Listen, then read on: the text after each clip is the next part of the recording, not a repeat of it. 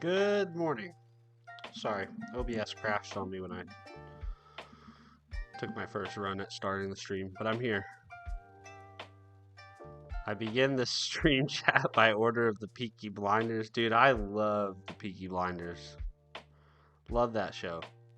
I guess they're making a movie. And it's supposed to come out this year. I'm very excited about it. And there's also supposed to be like a spin-off, I think, too. Like a spin-off TV series about like a younger generation of Shelbys. Good morning, Pablo.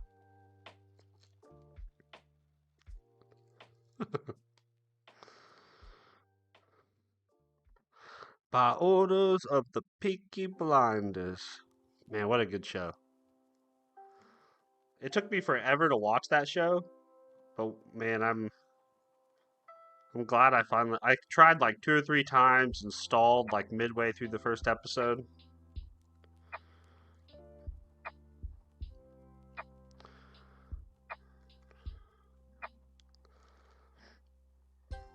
Yes, good morning, good morning. Hello, hello.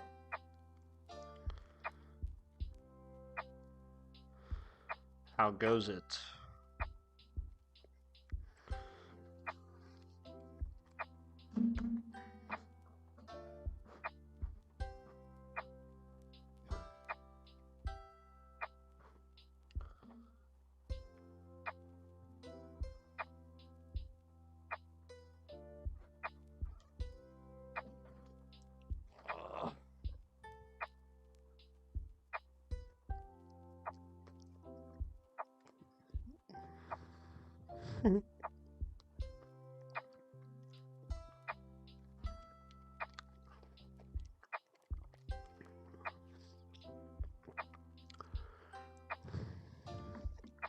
Good morning, Arvin.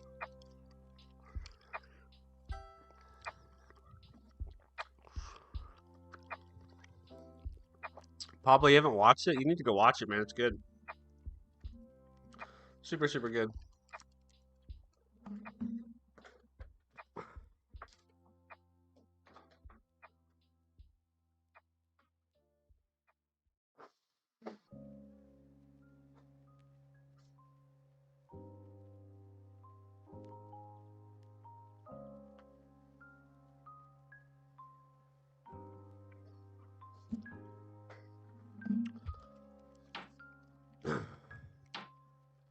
Everyone is here early. All the regulars.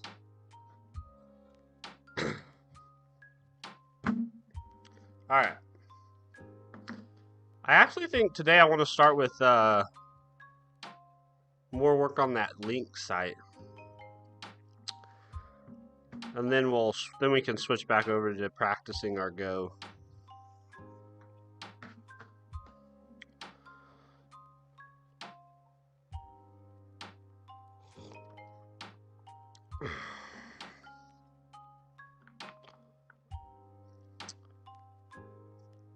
Hello, Renee. I see you added me.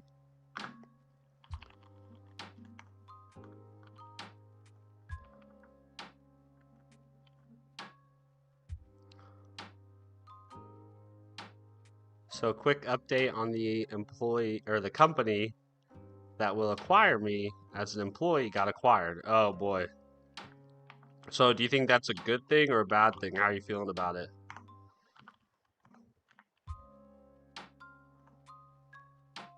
I haven't slept last night. Blame midnight to midday unlimited cell internet.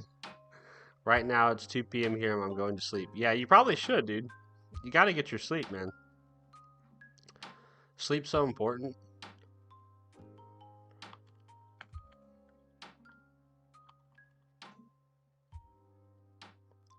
Probably a good thing. They may keep it going as its own product offering, but no idea. Well, let's hope they do, man. You know, I mean, I've never gone through an acquisition. When I got hired at my first, like, kind of corporate job, they had just been acquired. They were like 6 months into the new ownership.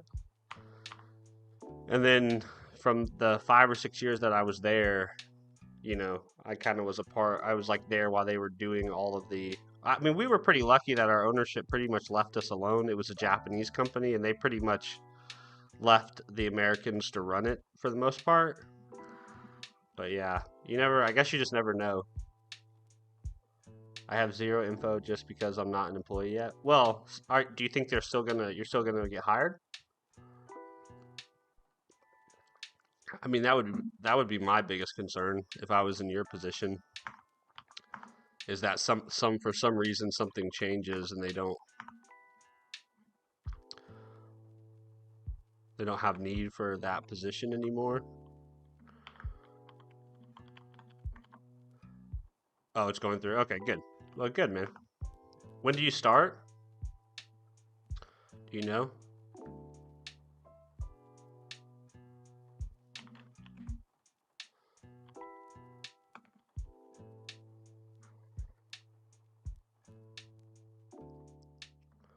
No idea yet. Dang, dude. That's frustrating.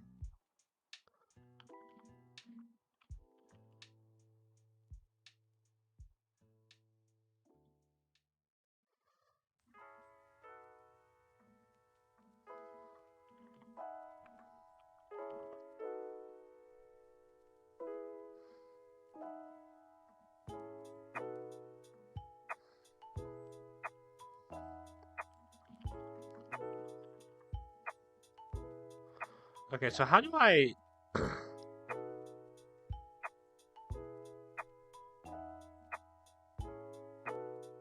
I stop these things from overlapping like that?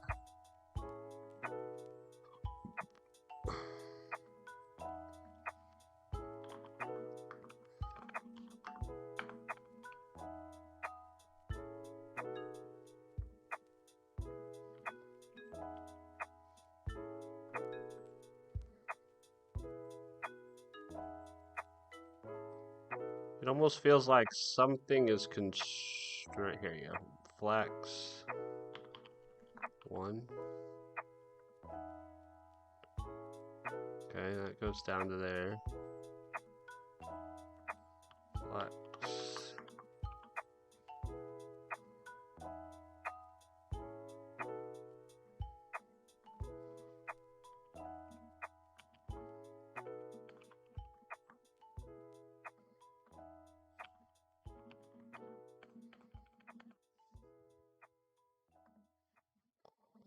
Margin collapse is horrible. Time for Flexbox. Yeah. Yeah, I don't know why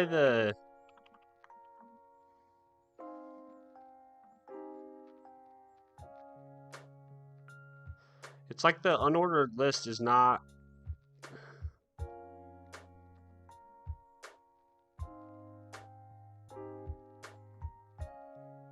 Oh, yeah, this needs to be.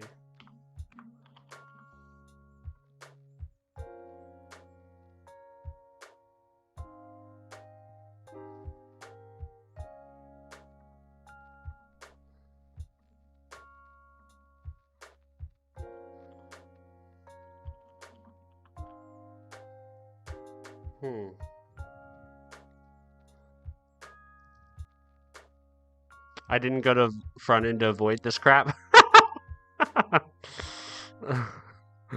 That's hilarious. Yeah, CSS can be fiddly, for sure. I downloaded JetBrains IDE. I'm not even an IDE person, but sometimes I just get download FOMO.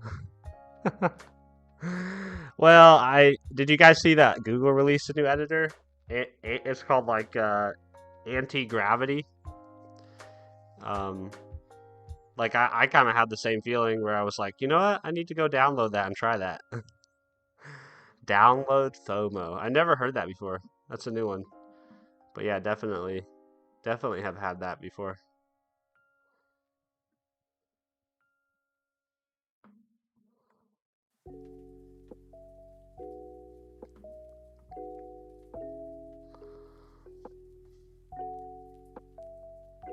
You have a margin somewhere that's screwing you over. Maybe a style reset that you need. Oh,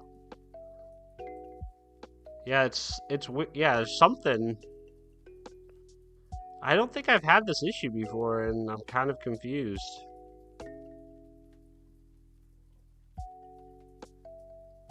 I have margin and padding reset 0, 0 on everything.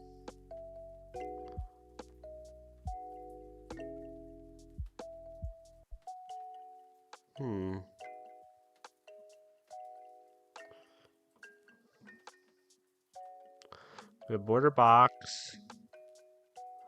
The style type none.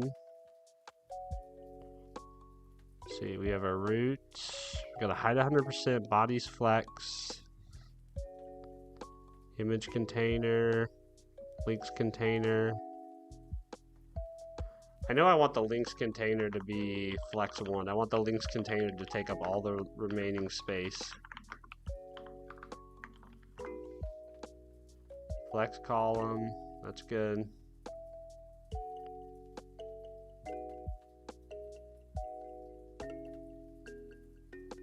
Huh.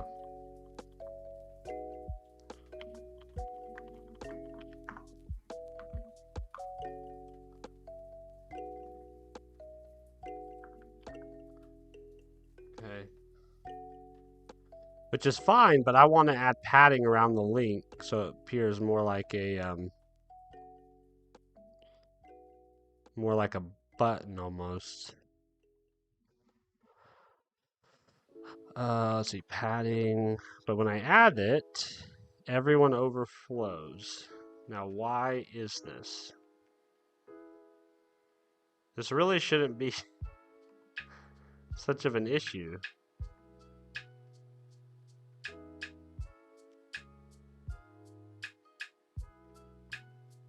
I feel like maybe it's the nav. Hold on. Let's just get rid of the nav for a second. I don't know why that would matter. Just see what this does.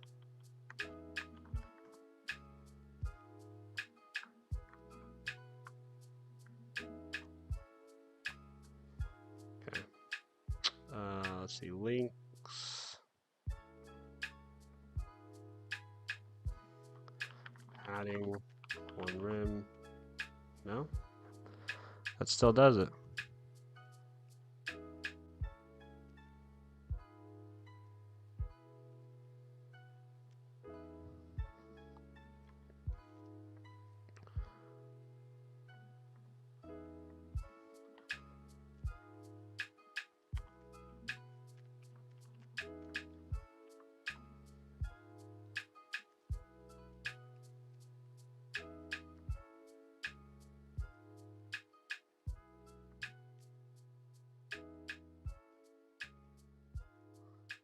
Maybe I need LIs.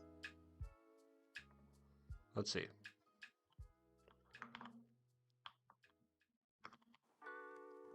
This should not be this difficult. Let's see, links container. I mean, I guess I could use grid, couldn't I?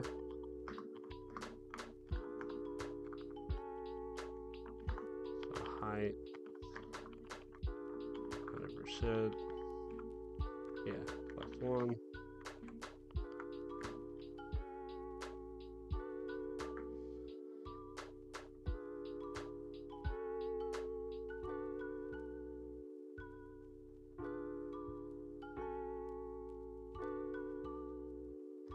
Yeah, but I almost don't even want it to take up equal space. I want it to just...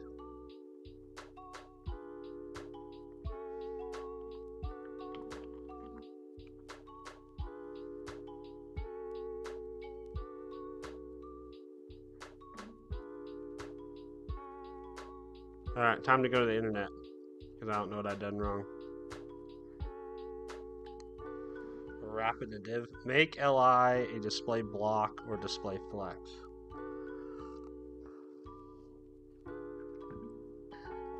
Okay.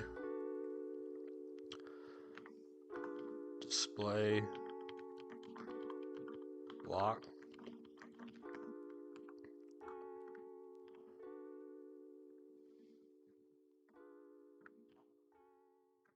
Oh, let me just leave the padding on the link so that. Also, let me add a border radius. 0. Let's just start with 5 rim. Padding. Let's go like 0, 5, and 1.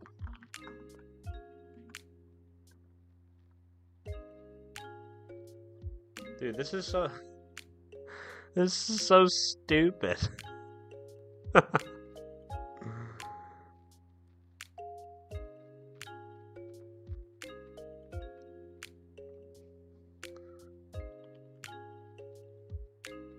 There we go. I think that's what we want, isn't it?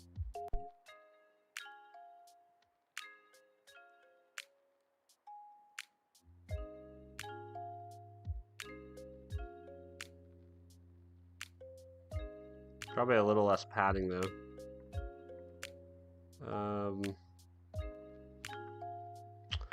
Maybe 0, 5?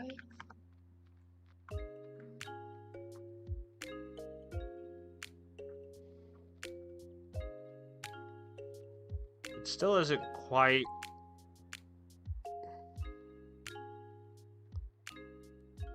Oh, yep. Whoop.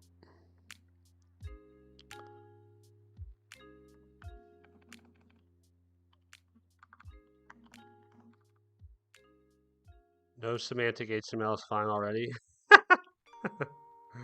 Well, what I can do, I think what I can do is I can just change my links container to be a nav element, and no one will be the wiser.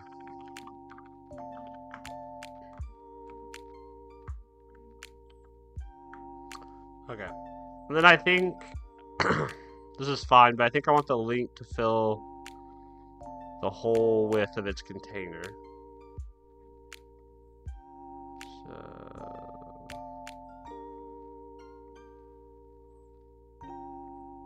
I wonder if the issue wasn't so much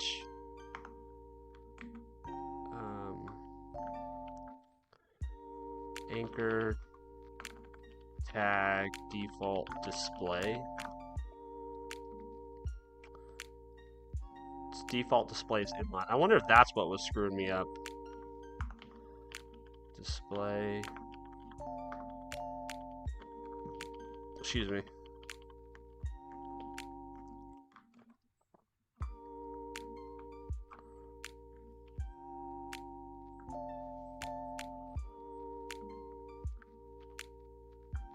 There we go. I think that's what was fucking me up, was the link being an inline element.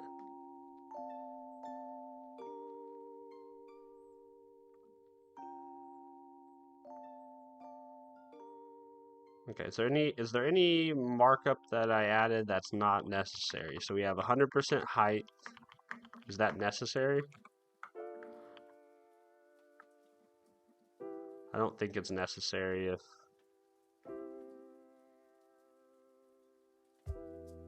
There we go. Okay, I mean, this is basically the website. However, it looks not quite good. So let's add a little bit of maybe a little bit of padding around the body. So maybe padding of a rim. I also don't know if I'm convinced I like the background color. I also kind of want the links to animate on hover. I think that'd be kind of cool to have them like get bigger. Let's see, what else? I want to put a border and a box shadow around the picture, or at least a box shadow. So let's put a box shadow around the picture.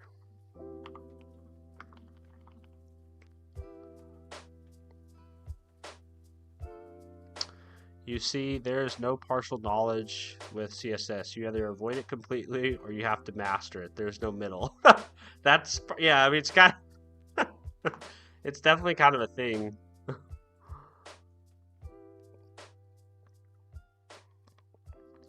But it's fun. I mean, I think I respect people who have a lot of deep CSS expertise, because so much of the web that you experience every day the reason why it's a good experience is because of CSS, right? Like if you turn off CSS for a website, all of a sudden you realize, God, this is a horrible place to be. Okay, so let's see. That is way too harsh of a box shadow. So let's bring it down to like maybe 25. Then go like here. And the blur radius.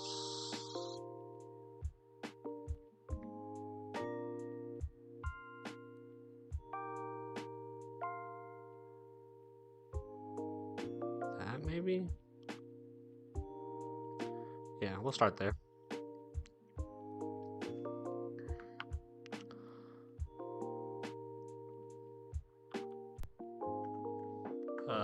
Box shadow.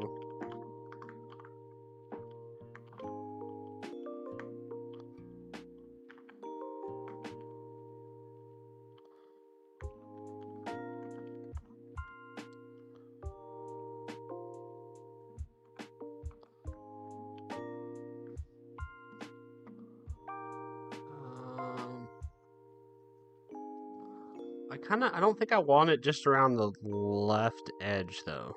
That's the thing, or the right edge. I think I kind of want it to appear around the whole picture.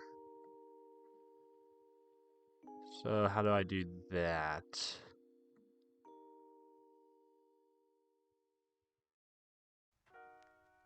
I think I can play with maybe the length. Or maybe I need 2 box shadows that are inverted.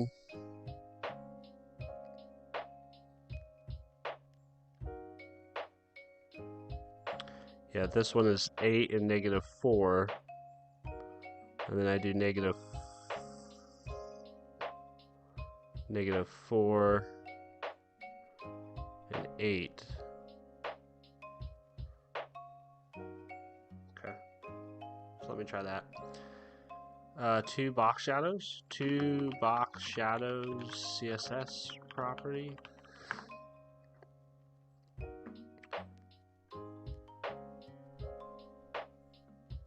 Yeah, okay.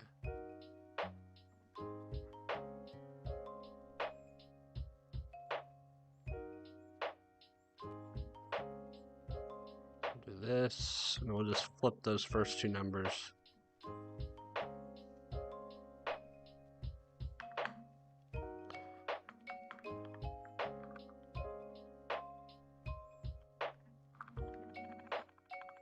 Let's change this to 4, this to 8. And then I can specify another one.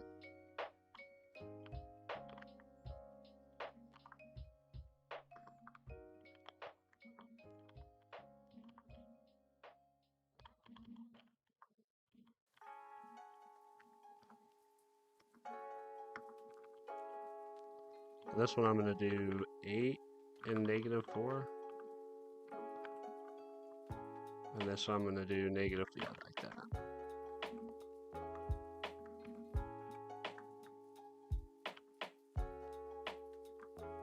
Oh my goodness, dude.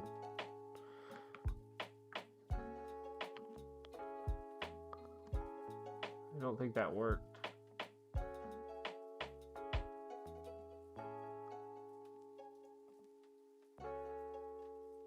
Invalid property value. So can you not do 2 box shadows?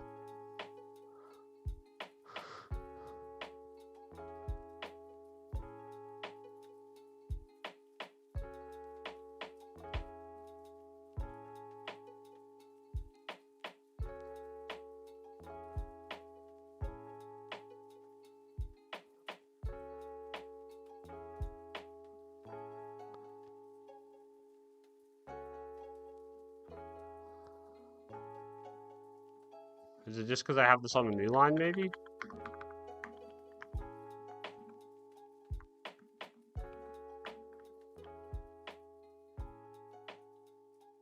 Or do you have to separate them by something? Man, obviously it's been way, oh, comma. I was like, obviously it's been way too long since I've done this.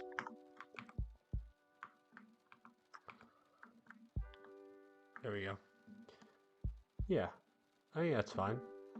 I just want to give the appearance that it's off the page.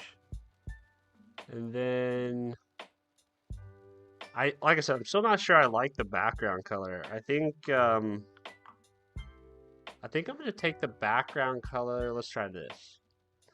I feel like the background color almost looks brown.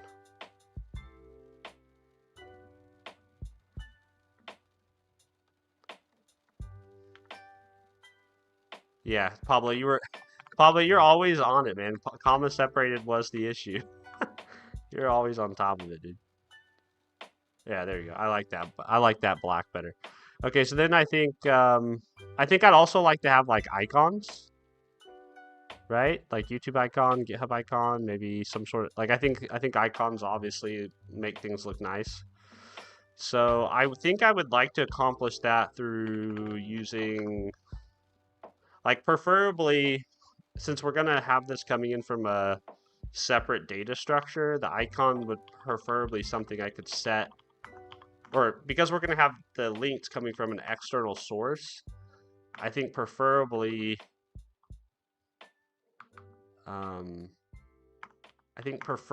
I'd like that to be something I can specify, right? So if the links, let's see, links coming in external JSON data, and let's say we have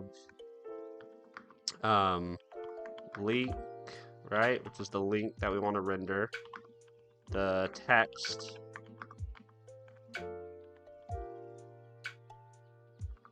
I think ideally we'd have like, yeah, an icon. So Copilot already knew what I was going to get at. But ideally we'd be able to specify an icon. But I don't really want to have to maintain the icons. So I think it'd be cool if we could have like a font sheet. Let's see.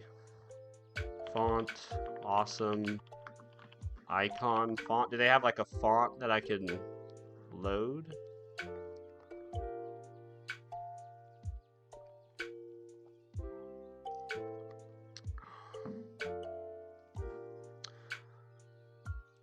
PHP, HTML, JavaScript. What's EML? Never heard of that language before.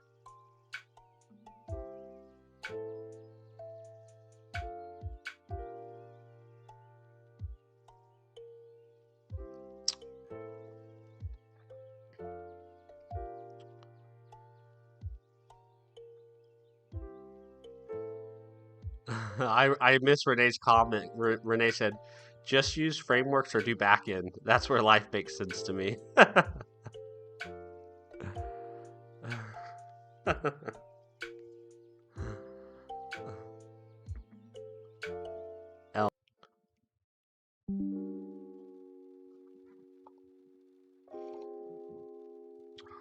Oh, this looks really interesting. So this right here is programming.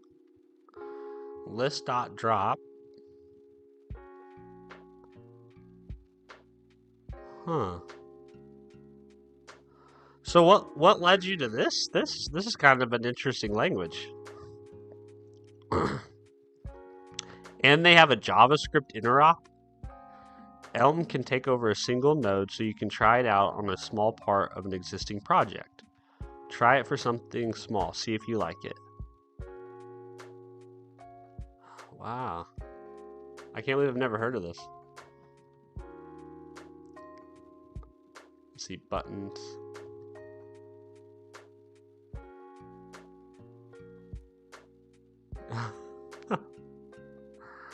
This is fascinating. Look how terse this is. This almost looks like something you'd write in a Google Doc than in a code editor. Also, this is blinding me. That's really interesting. Huh. Maybe we'll have to take a trip down Elm.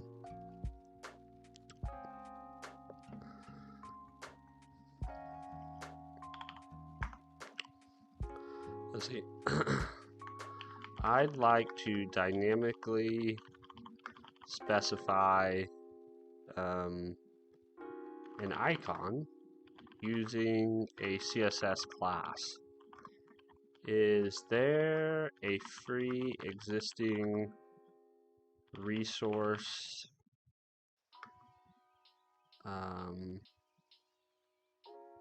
like free existing CSS and or font resource that I can use for icons like this? Normally I would use Font Awesome, but I don't want to have to. I don't want to have to maintain the SVGs and stuff myself. I'd like to just be able to have some existing style sheet. Although the guy who created Font Awesome, he went to the same college I did. How crazy is that?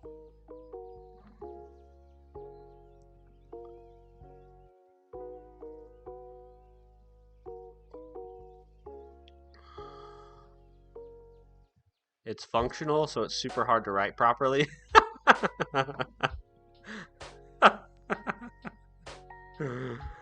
It's deprecated but maintained by a community. Interesting. Shudo, how's it going, y'all? It's going good, Shudo. Steven, set live chat to all chat, not just top chat. It seems it hides some of my comments. Is that something I set?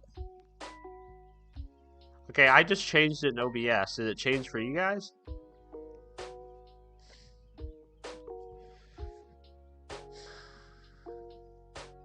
Sorry, was just busy. I don't do CSS. I don't touch it. Harsh, caught the stream today. Phew. Hey, what's up, Harsh? Yeah, man, you're here early. We still have an hour, 2 hours to go. Each person changes it manually.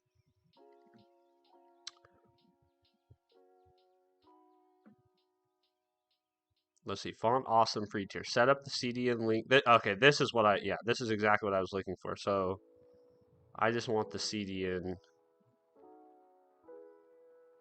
link. Yeah, I want to start for free.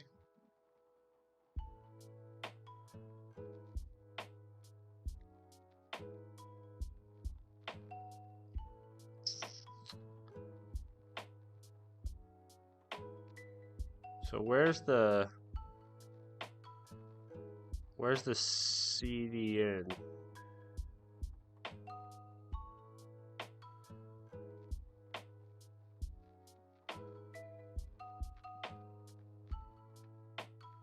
Let's see, font awesome CDN.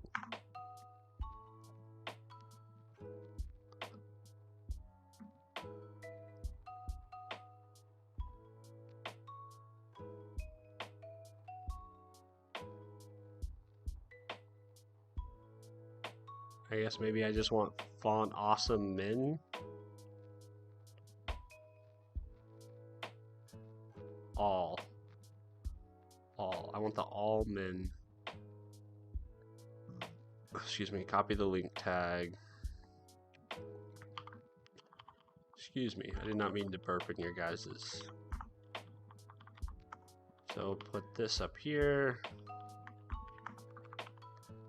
Oops.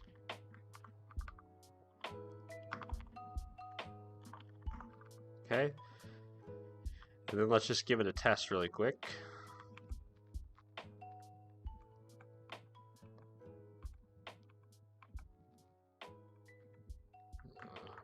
Font awesome GitHub.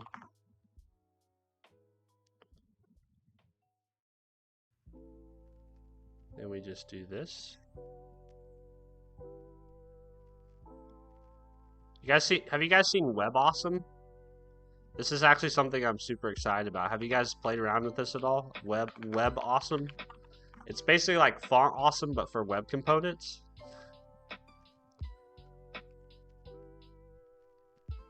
So these are all of these components here, they're all built with just using vanilla web component API. so that you can drop them into any project. You're a web. Oh, dude, okay. So no shit. I was at Kansas City Developer Conference this year, and I went to 2 talks. I went to a full workshop day on web components, and I went to a talk on web components. Both were great, but I kind of got into a discussion with the guy doing the workshop, kind of explaining, I really like the idea of web components, but every time I actually go to use them, I end up wanting to smash my face into the desk. And he works at Microsoft on web components tooling.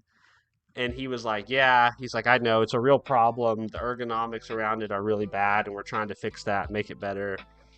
And I just don't know. I love the promise of it, but at the same time, I'm skeptical. I think having something like this though could be pretty cool. I mean, look at that. They built a color picker in a web. I'm guessing this under the hood uses probably a lot of the native stuff. But if your SSR is not that good, I have no idea actually what the SSR support is. So if it's not good, that sucks too. But I think this is really exciting if you're somebody who has to work across multiple front ends, right? Like, so if you have to work in Vue and you have to use React and you have to do, you know what I mean? Like, if you have to use all those different front end technologies, I think it's kind of cool to be able to think, well, I could just have one set of actual UI presentation components or interactive components. Need to find a reason to build with this.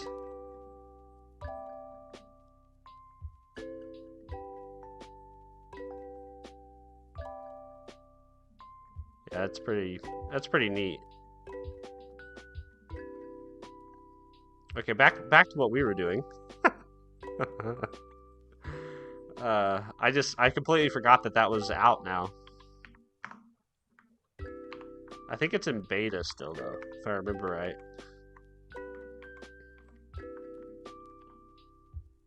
Perfect. Yes. Okay, so now so basically what I can do now, obviously that's ugly, but what I can do now is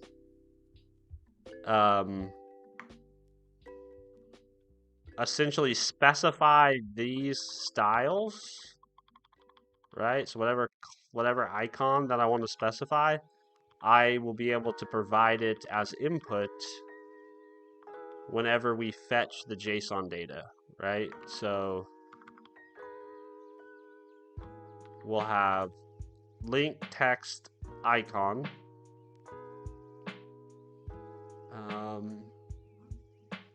Is there anything else that we would need to pass in?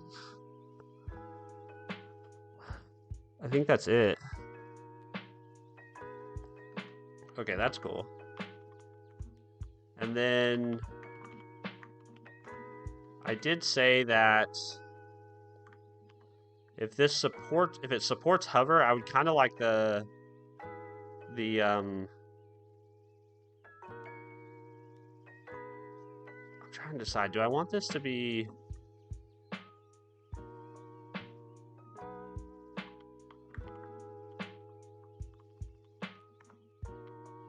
Dude, I could sit here all day and just fuss over the styles. Like I'm not a designer, but I become very fussy over colors and stuff. Which I just find hilarious. So instead of do the border, let's do background color. We'll set to var text color. And then let's do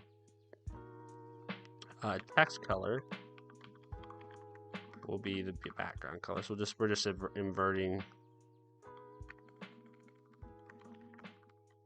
We don't need the border anymore.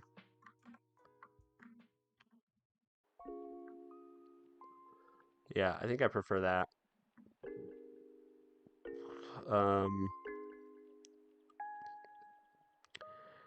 And then let's do. What is the media query to check if the hover is present? It's like hover. I think. Something like this.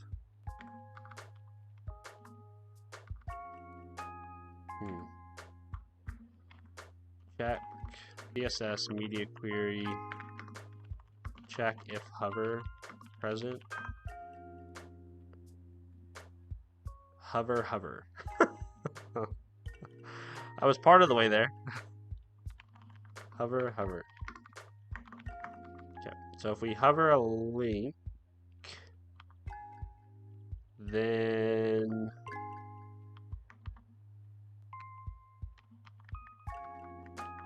I want to transform, yeah.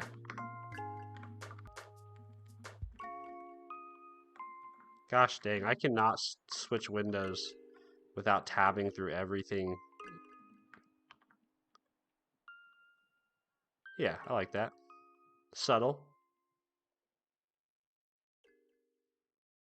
Bam. Okay.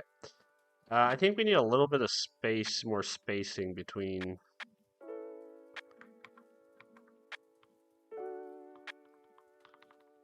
Maybe we do.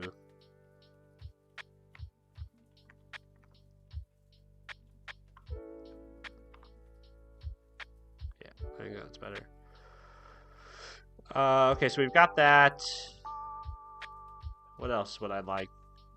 I think that's pretty much. I mean, that's fairly much it for a for a Linktree site. Let's see, Linktree, site images.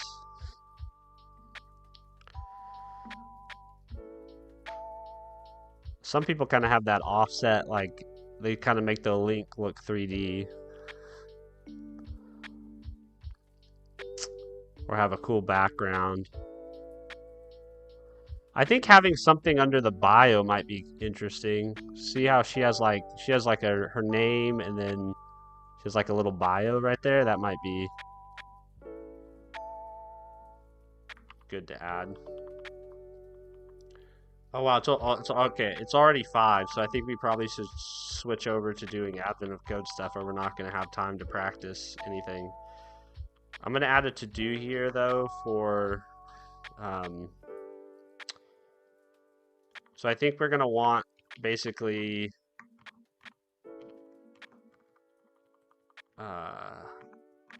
We're probably going to want a heading, right? This is when we're going to use H1, not because we want something that's big and loud, but because we want this to be the main heading for the page. So this would just be my name. And then stuff about me. Like that.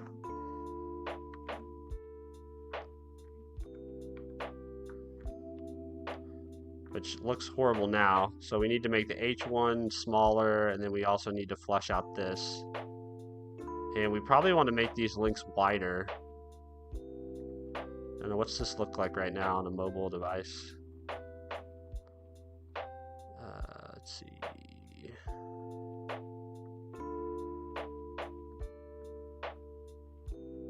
Do they not have preset? There we go. I was like, they should have preset here. iPhone.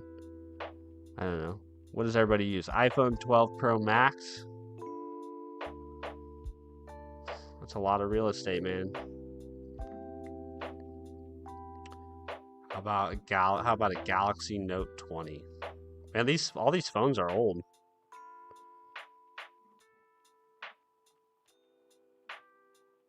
Responsive. How do we change this back to...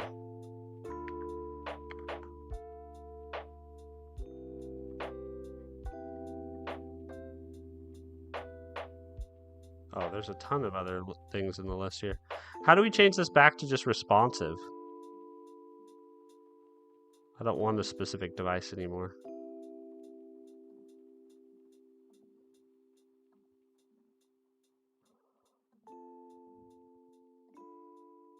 Kindle Fire.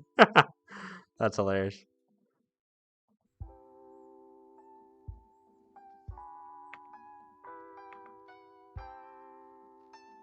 Okay, I don't know how to... Anyways. Okay, so let's shut this down. And we'll switch over to actually writing some Go code. Harsh, there's a button. Did I miss the button? I just want to switch it back to responsive. But I don't know how to do that. I switched it to a specific device, but I can't figure out how to put it back to...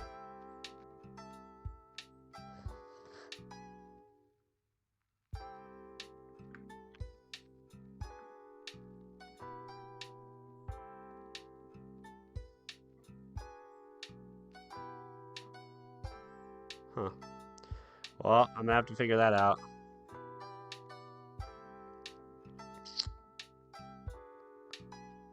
Well, we made a little bit of progress there.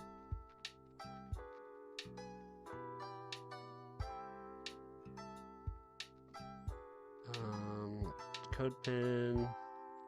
Alright, so we're switching context from links to Go. I think we're doing day 20 today, I think, if I remember right. Day 20. Let's see, git add, git commit, whip on links. I know, it's a very detailed commit message. Alright, now we're going to go practice Go.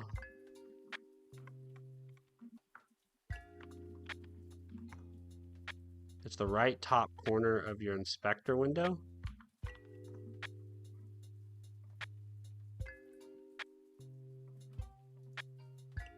Oops, that's the wrong website.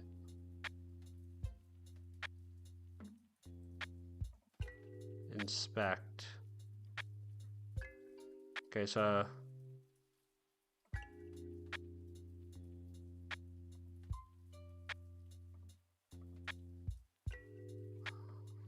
where?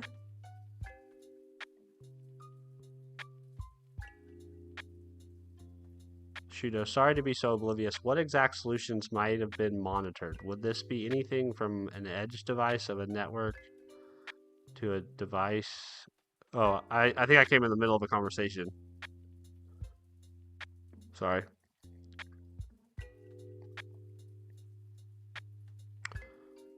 Yeah, I want the drag handle, but I can't figure out how to put it back. Like in Edge, right? Like Edge, you can just pick it from the selector. Right? Like you can just do right click inspect. And then if you go here and you switch it, you can just go back to responsive. I wonder if it's a Zen bug. See, there's no responsive in this list.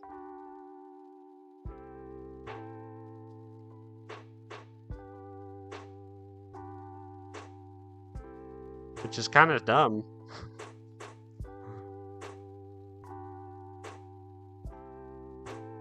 Yeah. Because I want to be able to switch between just specific device sizes, but I also want to be able to just go back to the drag handles.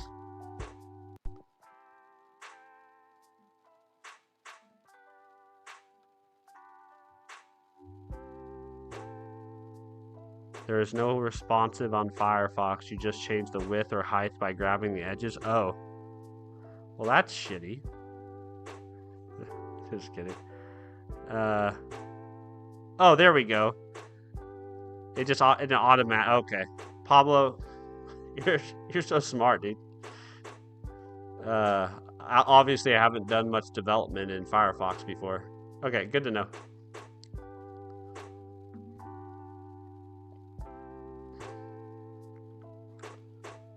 All right, advent of code day or advent of code. What is it? Day 20, 2024. Oh, we have a grid. Pablo's gonna yell at me the whole time and be like, "This would be so much easier if you had done the refactor." This looks like we have to follow like a path or something, doesn't it? We should probably read the directions, but...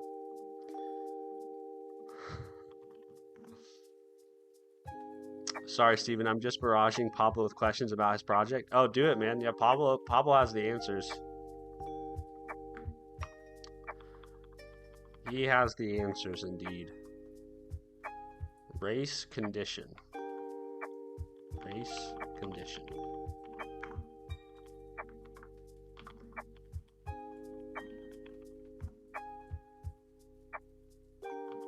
Okay. Main.go.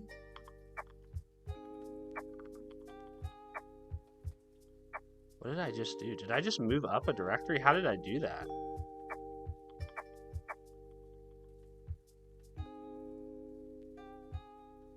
I didn't even know you could do that in Tree Sitter. Tree Sitter, move down directory?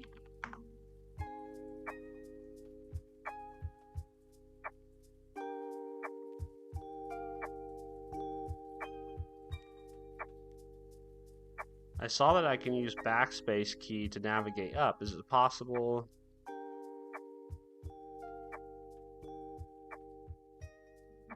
Huh. So if I go here and I push period? Ah, dude, that's cool. I've been using Tree Sitter forever, and I didn't know you could do that. So you can do backspace to go up. Star or period will go into a directory. Oh, man. I'm still such a NeoVim noob. That's awesome.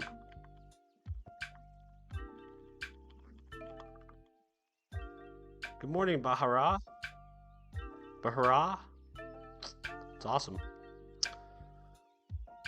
I love socket programming, but I'm far attached from modern cloud architecture in MIDI ways.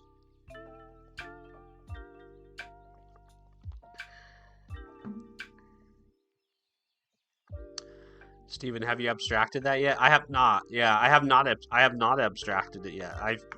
We were in the process of doing the refactor, and then we got to chatting, and then the stream ended. and now we're back here. Wishing that we had completed that.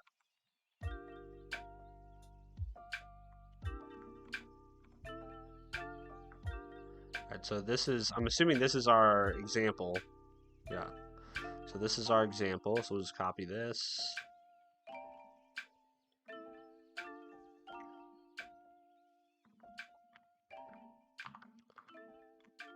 And then we'll do our actual input, which is over here. And it's ginormous. I'd like to see the code that generates all these inputs.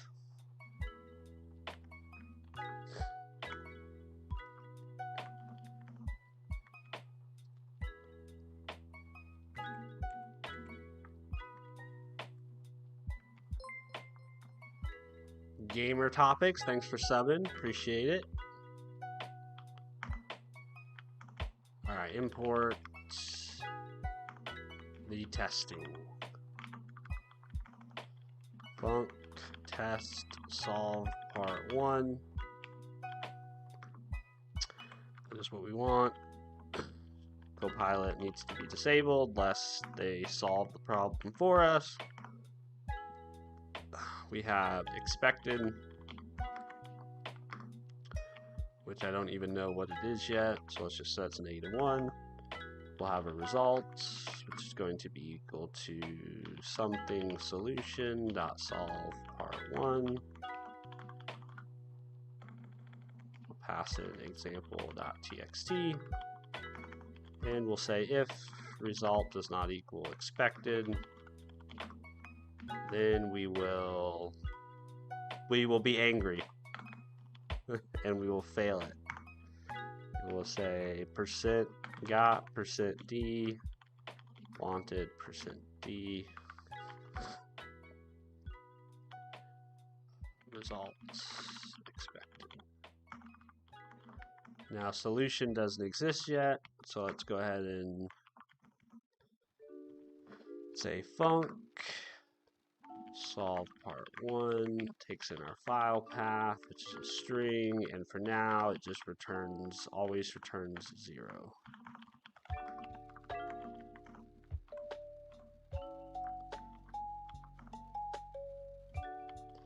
Then we'll import that.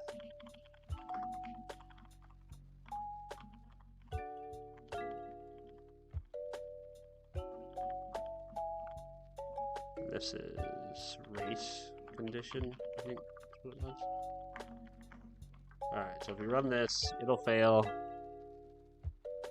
But I wasn't expecting it to fail for that reason. Cool. Now let's actually read the puzzle and see what we need to do.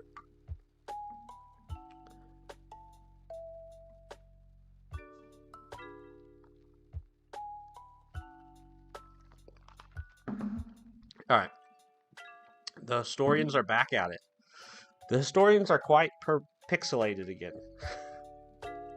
This time, a massive black building looms over you. You're right outside the CPU. While the historians get to work, a nearby program sees that you're idle and challenges you to a race. Apparently, you've arrived just in time for a frequently held race condition festival. The race takes place on a particularly long and twisting second path. On a particularly long and twisting code path. Programs compete to see who can finish in the fewest picoseconds. Dude, picoseconds is fast, right? Like, picoseconds is smaller than like a nano. If I remember my metric system. Picoseconds are 1,000 times shorter than nanoseconds. Wow. Yeah, that's fast.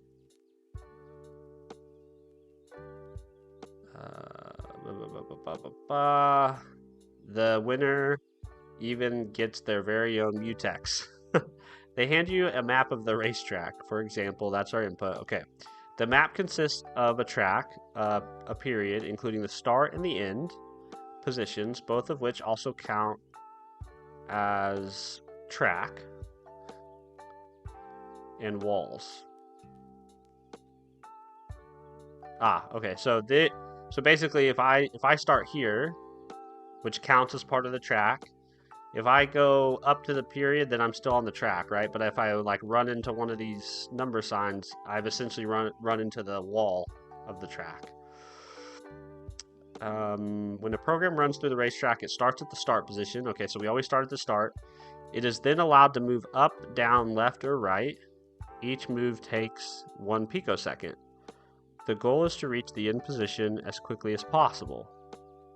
Which is basically, when they say the goal is to end as quickly as possible, what they mean is, since you can only move 1 position every picosecond, it's basically the fewest number of steps, right? That the language is kind of confusing, but there's really no time component, right? Each movement simulates a picosecond.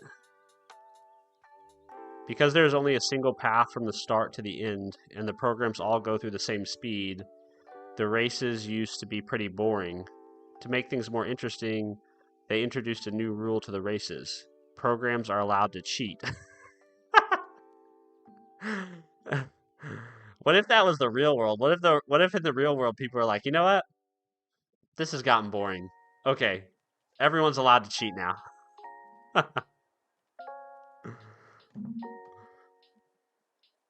Per Crash. Hello, Per Crash. Good to see you. Sorry, guys, I haven't been paying attention when new people join.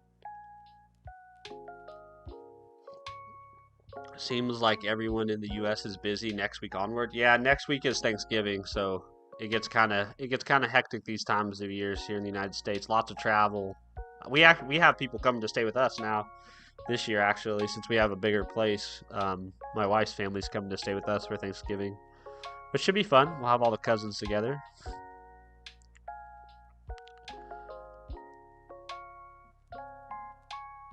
That's what you use to measure light? Picoseconds is what you use to measure light? Interesting. Yeah, that's fast, man. Harsh. Oh man, I gotta review some PRs. Yeah, reading other people's code is not as fun as writing your own code. Barath. Hey, you can do short and earn money. YouTube Shorts? Yeah, so I think I'm gonna get my first paycheck from YouTube in like a couple weeks. They tell me they're gonna send me a couple $100 in a couple weeks. We'll see if we get it. You have to, but you can't. I think the weird thing about YouTube, when I started YouTube, there wasn't restriction on which channels could get monetization. But now you can't monetize your channel until you have to like reach certain metrics or certain benchmarks before they allow you to monetize your stuff, which I don't know. I didn't feel good about that when it happened originally because I had a channel for a long time that was monetized before they put the new monetization rules in. So like I had monetization, then I lost monetization. That was on a completely different channel.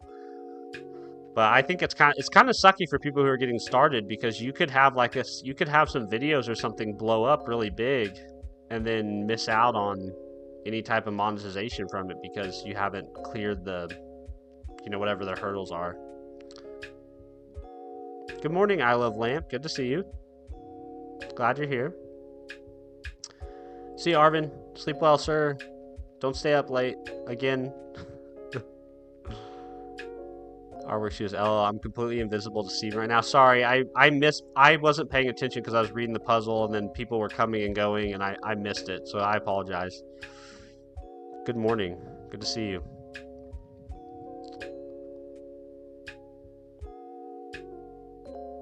Syntax Sensei. Thank Pewds for that. What? What are you talking about? Also, nice username. Syntax Sensei.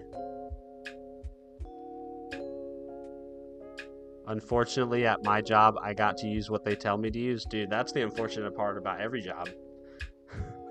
You have to do exactly what they tell you. Nothing else.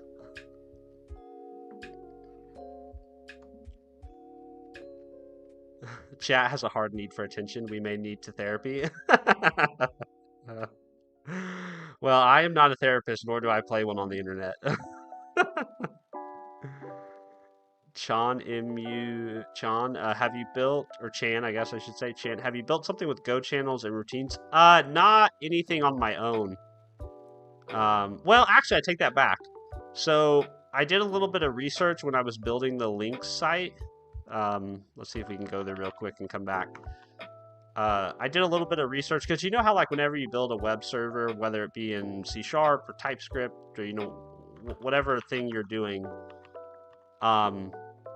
you want to have this idea of a graceful shutdown, right? So like if your thing is in the middle of doing something, right? You don't just want to halt whatever its operations are. So I did do a little bit of research to figure out how to gracefully shut down a Go web server.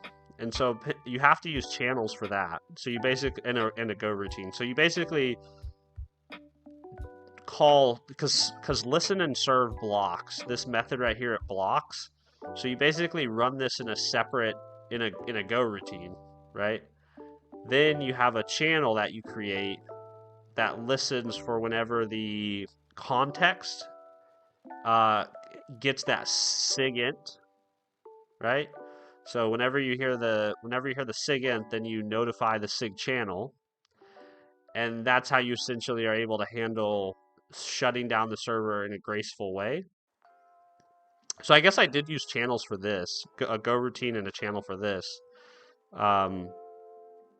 But for most of the other experience that I've had with Go routines and channels, I've just been doing the tutorials that I've followed, like Learn Go with Tests and Tour of Go. So maybe there'll be a reason in Advent of Code to use them. Like if there's work that we can not parallelize, if there's work that we can do concurrently, and that's beneficial to do concurrently, maybe we'll get to use it then. But that's about as much experience as I've had with it.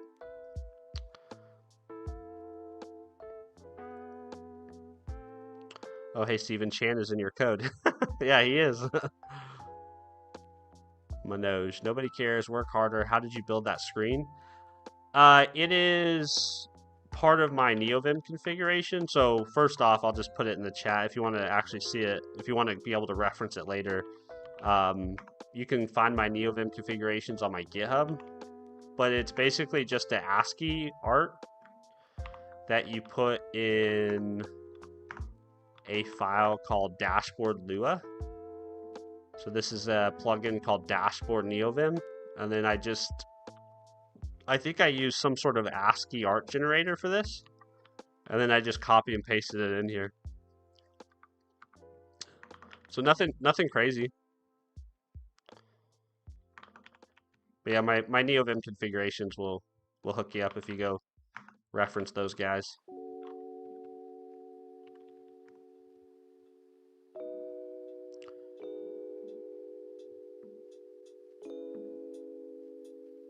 Yeah, we need to get back to the race.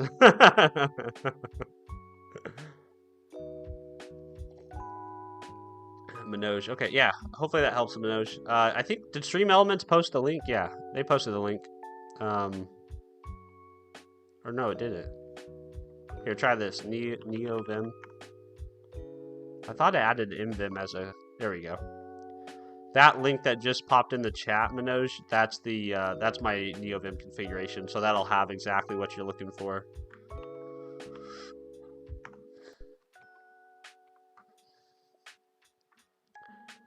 All right. Because the goal is to reach the in position as quickly as possible. In this example racetrack, the fastest time is 84 seconds. Okay, cool. Then we're going to be allowed to cheat. The rules for cheating are very strict. Exactly once during a race, a program may disable collision for up to 2 picoseconds. Or the other way to read this is for two moves.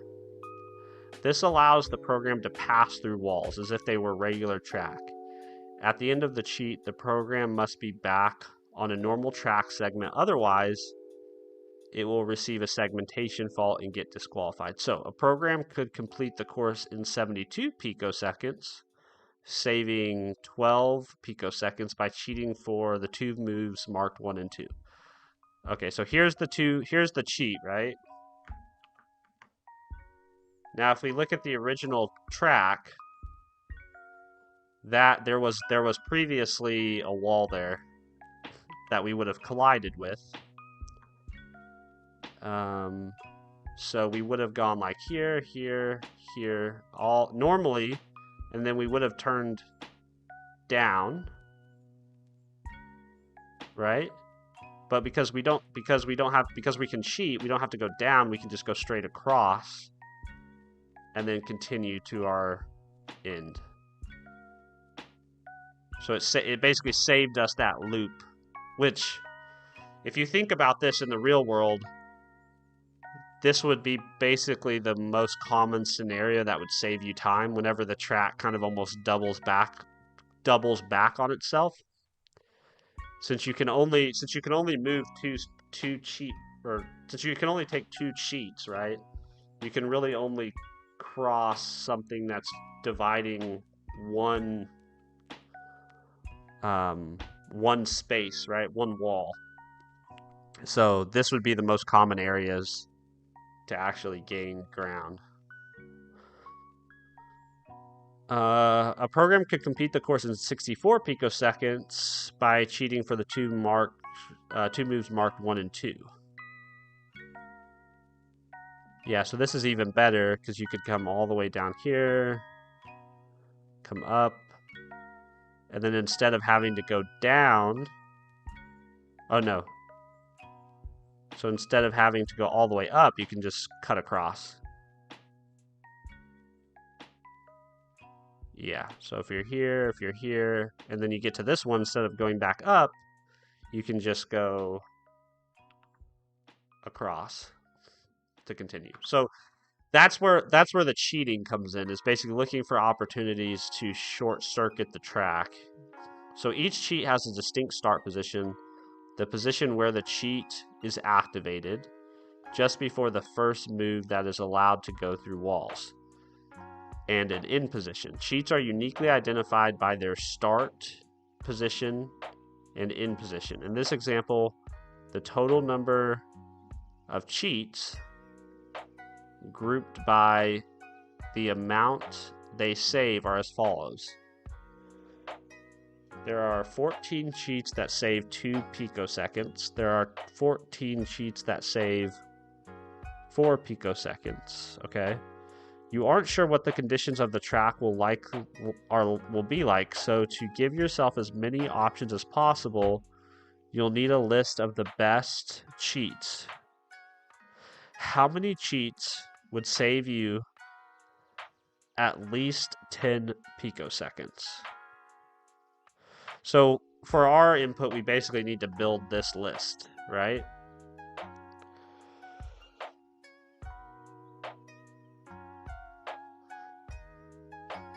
Okay.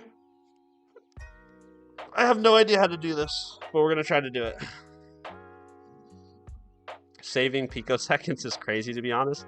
Yeah, it's like, come on, man. Do you really need to save picoseconds? I guess if you're one of those programmers that does all that sweet low-level C high-frequency trading programming, then you'd be trying to cut off picoseconds. Steven, I'm going to try your config. Go for it, yeah. I'm never 100% certain how well it will work for somebody, but it's definitely out there, and it works for me. It works on my machine, which in this case is all that matters because it's my NeoVim configuration.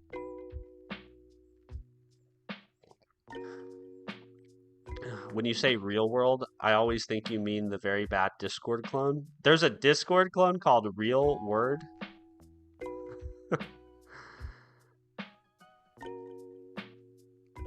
Man must be writing high frequency trading platforms. Yeah, right? Oh, Real World, yeah. That's hilarious. There's a Discord clone named Real World. That is not what I mean. What I mean by real world is I mean the world that exists outside of these little boxes on the screen right now. Oh my god, Andrew Tate made it? Well, you know that's a piece of shit then. As somebody who has 2 sons and wants them to grow up to be decent, well-adjusted human beings, I do not have much use for people like Andrew Tate.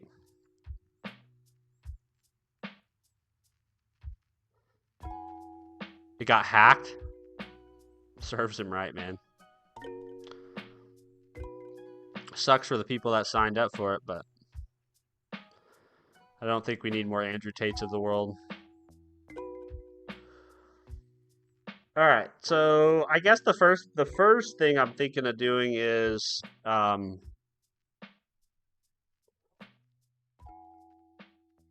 gonna do what I'm gonna just take Pablo's advice and I'm gonna do some abstraction early. So at the end of the day, I need a slice of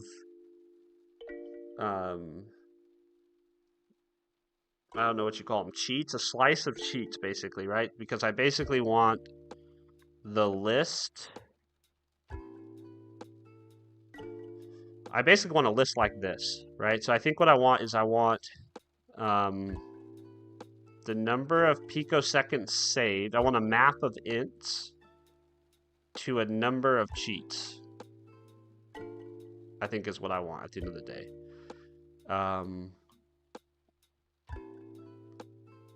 So what am I gonna call this? I guess I'm gonna call this let me just func get cheats. I honestly don't know if that's the right name. Excuse me. This is gonna return a map of int to int. This.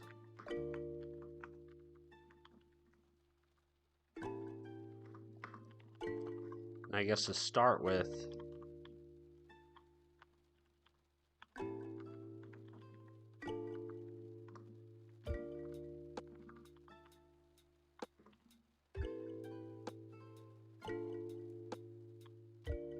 Why is this complaining? Oh, because it shouldn't be brackets. And I'm imagining we get the cheats.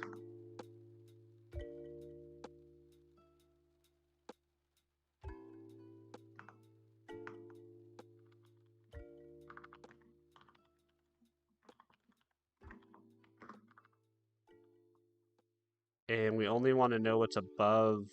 Well, maybe this doesn't make sense. We only want to know what's above 100. How many cheats would save you at least 100 picoseconds?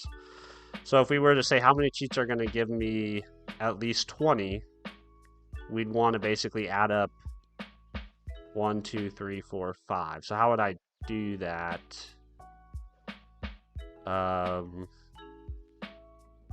I guess I'd iterate over the map and say total is going to be 0.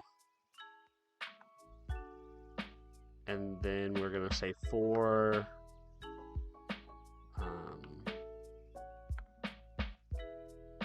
When you iterate over the map, what do you get back?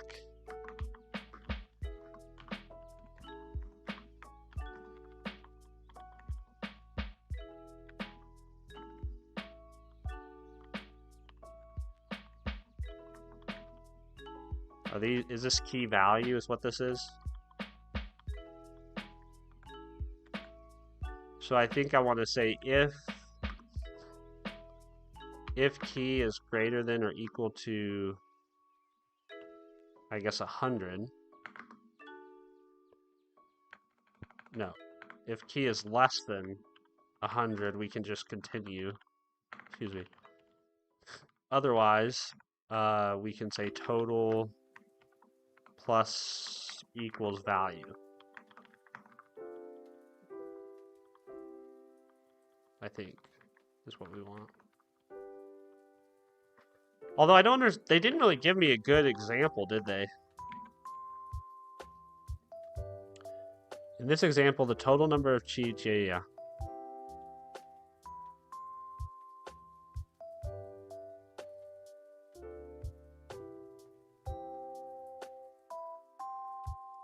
I guess let's do this. Let's say in our example, we're going to look for the total number of cheats that are 20 or more. In case that would be 1, 2, 3, 4, 5 cheats. So let's also pass in a threshold. And so this is going to be threshold. And actually, let's call this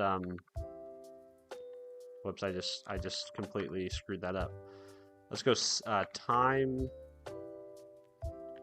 saving threshold. And so if this is less than your time saving threshold, we don't care about that cheat. If we do care about it, then we want to know how many cheats actually give us that. So this would be cheat saves, and this would be number of cheats. I really should use my rename. Oh, whoops. This would be time cheat saves. Okay. So in the case of our example input, we would expect 5. Assuming that we've passed in 20 as the threshold, which I just arbitrarily picked that for testing purposes. So let's say this is an example, we pass in 20, then we expect 5 here.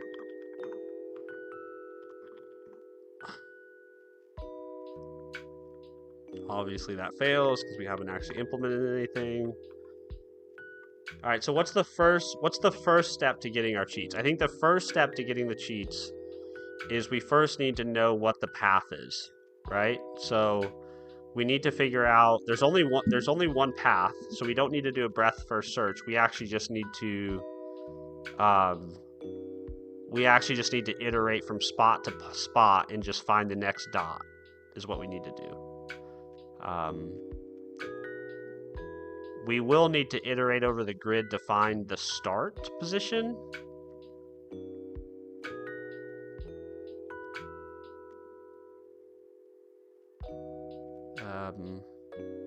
But I think that's the first thing we do. And I think we end up turning our path into a map. So I think we end up turning our path into something like a map that's like, you know, column and row, and maybe the distance, like D, how far we've traveled. So this would be row and column, and our path will be made up of a map of all these things. So if we're here, if we're building a data structure to represent our path on this map, we would have 0, or hold on, 1, 2, 3, or 0, 1, 2, 3. So it would be the third row, it would be the first column, and the distance would be 0.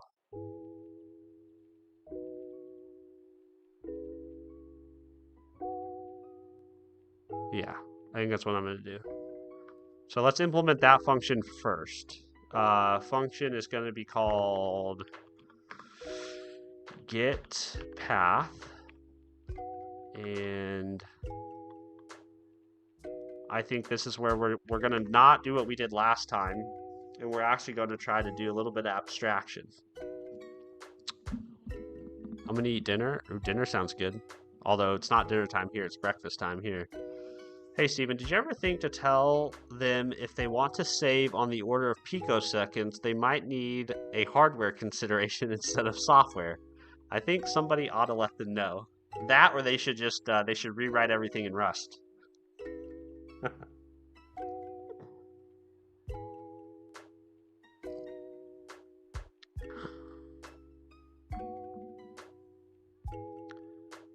I'll leave stream open so YouTube thinks you're such a big YouTuber that I stay while eating. Well, that's very kind of you, Artwork Studios, but not necessary at all, man. You're welcome. You're welcome to have your screen back. You can take my face off of it. What are you using for commands or macros? What do you mean? In NeoVim? Renee? Sorry, I missed your... Oh, you got... No, hold on, you're talking to somebody else. Sorry, Renee, I thought you were talking to me. Python commands rebel.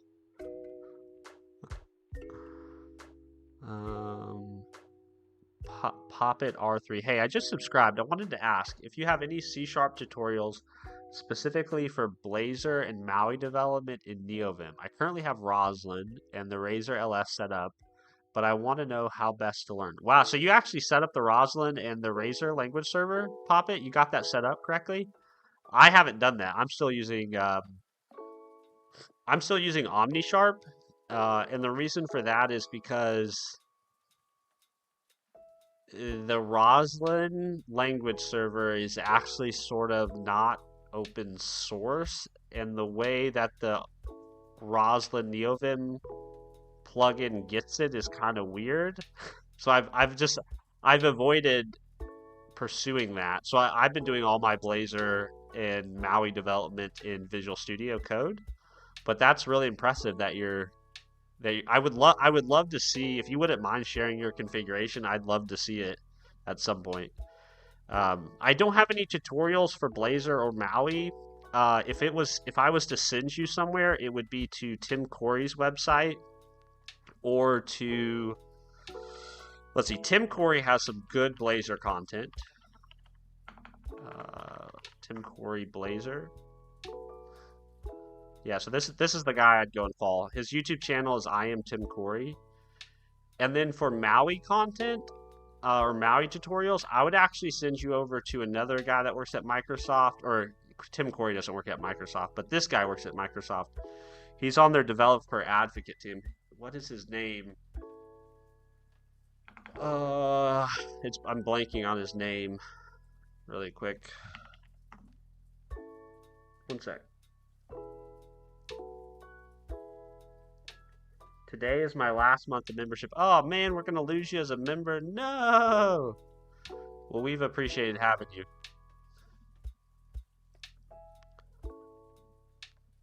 We're about to lose a bunch of members, I think, just because a lot of our members were gifted. So I think a lot of people are getting ready to fall off. This guy, what's his name? The plan agent inside of VS Code collaborates with you to create a deep... I forget what his name is.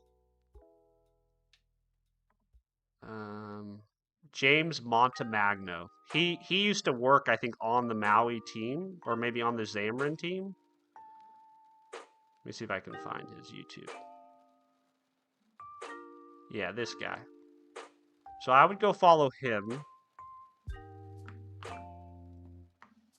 at Poppet3. We go follow this guy. He's been who's helped me figure out a lot of Maui stuff. And then a lot of the early Blazor tutorials I followed were on Tim Corey's website. He has like a feedback tutorial, a feedback app tutorial. It's a little old now.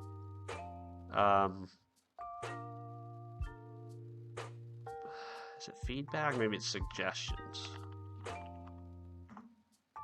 There you go. The suggestion site app. This was the very first Blazor tutorial thing I did. It's like I said, it's a little dated now, but I think you could, you know, through reading docs and whatnot, could get up to speed. So I'll put that in the chat. But yeah, let me. Did you say you'd share it? I'm not sure if I have it on GitHub, but I'm new here. When exactly do you stream? When I set up the dot files on GitHub, I will send the link to set. Yeah. So I'm typically, my schedule is 4:15 to 4:15 a.m. Central Standard Time to 7 a.m. Central Standard Time. Or if you like, you can join my Discord, and just whenever you have a moment to share your Blazor NeoVim support, or your Blazor NeoVim config, I would love to see it, because I've kind of been hesitant about going down that route. One, because my configuration already works, but two, because as I was reading around the internet, it seems like that's why the Roslyn the reason why the Roslyn LSP isn't in Mason is because it's not really like an open source language server. And so they have to do some hacky stuff to actually get access to it from Visual Studio Code and bring it into NeoVim.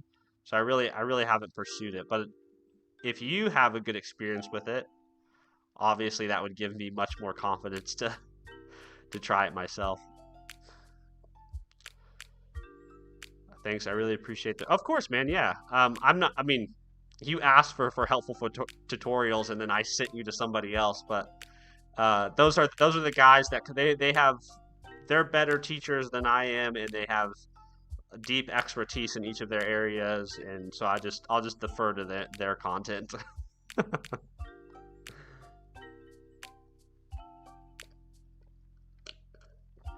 Renee, join Stephen Freeborn's Discord for bug-free code. That's just like, that's my thing, is like whenever I want people to do stuff, I just tell them that if you do that, you'll get bug-free code. Yeah, see you, Poppet. Thanks for subbing, man. Appreciate you stopping in to say hi. What do you use to draw on the screen? So I use a tool called Zoom It, which that's also a command. You can type !zoom it, and Stream Elements will hook you up with a link, I think, to the tool. But yeah, that's the tool that I use to do all this stuff. Which you can also draw an ellipsis, but I'm not sure how you do that. How do you do that? So that's a line. And then is it Control-Shift-Alt? Nope, that's an arrow. You can draw circles, squares, lines, arrows. Let's see.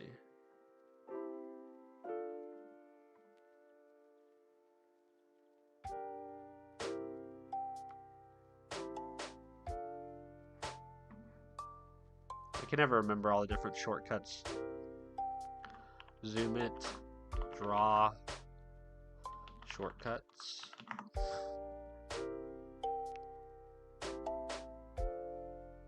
ellipse is a tab. So you can do tab to draw circles. I always forget that one. Control Shift is for arrows. You can do Control Z to relay stuff. You can also do create like a blackboard. Sorry.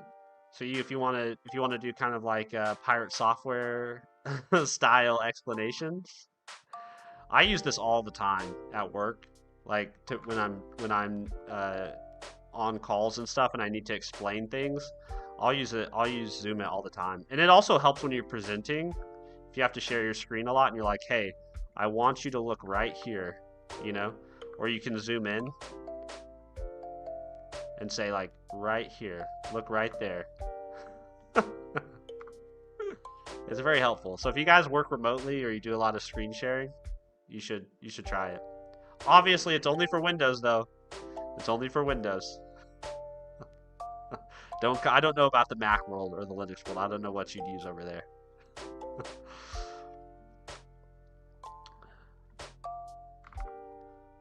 All right, so let's get our path. So to get our path, we're gonna want a type, and our type is going to have we're gonna have a type called position. That is a struct, and this position is gonna have a row, and it's gonna have a column like this, and we are going to have the get path is going to return a map of position to int, like this. So we will start by just returning the path.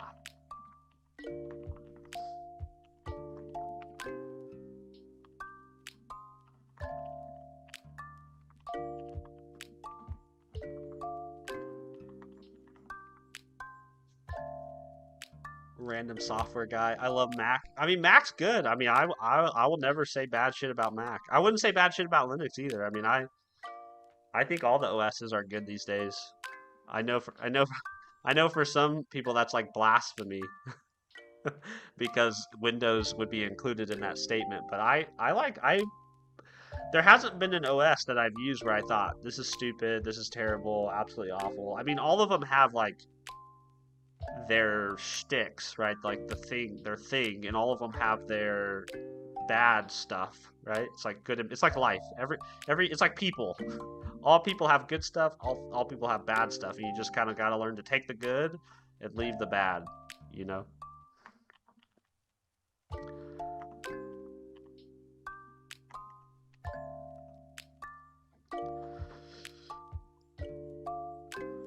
Good to see you, Our Work Studios. I'm a mobile dev, so I have to use it, but since I've used it, it's simply the best. No Windows auto update, enough said. Yeah, well, as someone who was recently bit by a Windows update, you make a valid point. So you do mobile development, huh? That's cool. I haven't actually talked to many people in chat that have done mobile dev. Do you like it? So I think building stuff for mobile devices is the way if you want to do stuff that's targeted at consumers. I've never done any of it though. Yeah, you love mobile dev. So do you have any recommendations as somebody who kind of has a dev background? Like, do you have any recommendations for like how to maybe get started with mobile dev? Like, should you start with building for Android or start for building with iOS? Should you learn like a domain-specific language like Flutter? Okay, start with React Native. Okay, I like React. How complicated is it? Now I'm interviewing you. How complicated is it to get what you built to a device? Excuse me, for someone to use. Like, is the App Store process really complicated?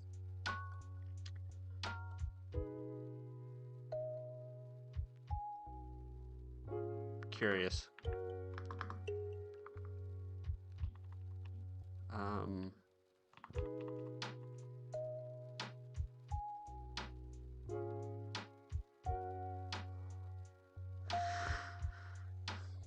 Okay, this should be guess, a slice of slices. It takes a while. You usually have to build for a while. The CI/CD process, but manual upload is probably a few hours. Yeesh. See that? That makes me think pain. You know, that makes me think pain. But, I mean, I guess if you want access to people's phones, you know, I guess it's worth it, you know? Maybe I should take a side quest down mobile development at some point. Endless Realms. Hello, fellow Go enjoyer. Well, hello, Endless Realms. Yes, I have become a Go enjoyer. This is a new title that I have acquired. I'm not good at it, but I have I am enjoying it. Let's see. Let's get input is going to be file.read all lines like this. It's a little helper function we made to make ourselves feel like we're more in C# land. Pass our input into get sheets, and we should update this.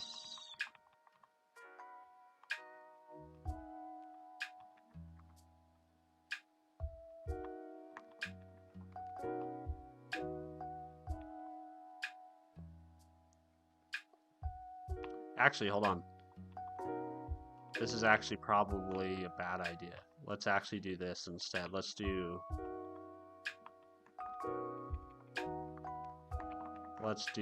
path is equal to get path. We pass in the input like this.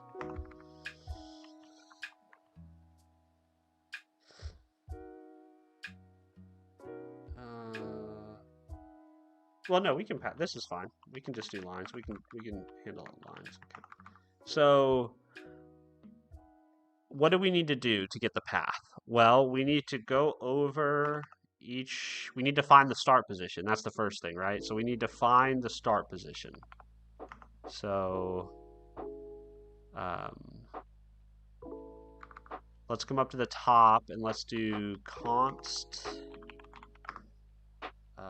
track character equals period const wall character equals number sign.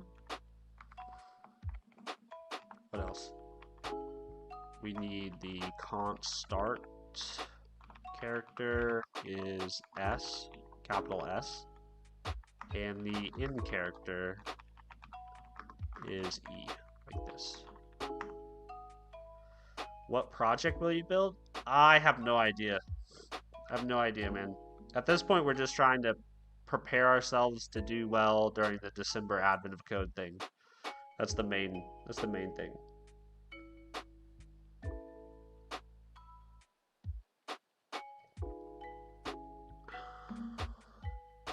Wow, it's almost 6 o'clock. We're gonna push on though. I think this actually sounds like a fun problem. So if I don't solve this today, I probably will continue to work on this week. All right, we need to find the start. So we just say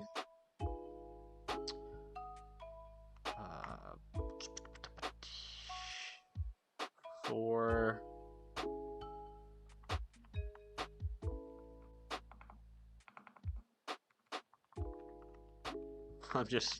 I know. I'm just creating a bunch of functions and then not implementing them.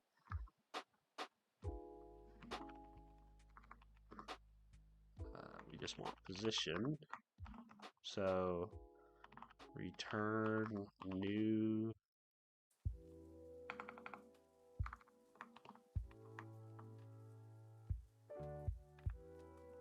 So for row, range over the grid, and then for column, range over the row, and if, whoops, what just happened? if we, let's see,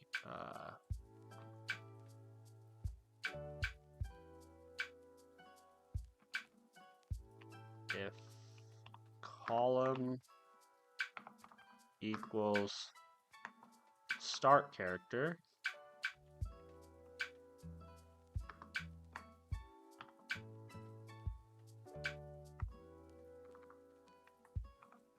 then what do? We return the position.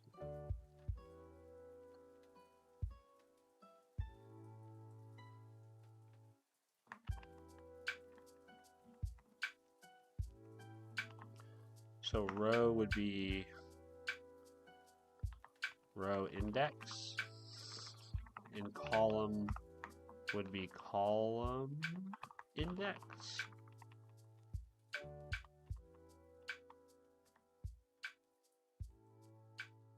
Row, column, this is row index, and this is column index.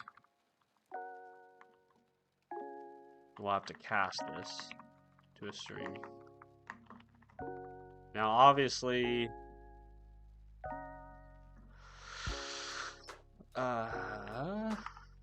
let's do start row index equals 0, or let's start at -1. We'll do end or start column index equals -1. And instead of doing this, we'll just move this down to the bottom of our function. And then we'll say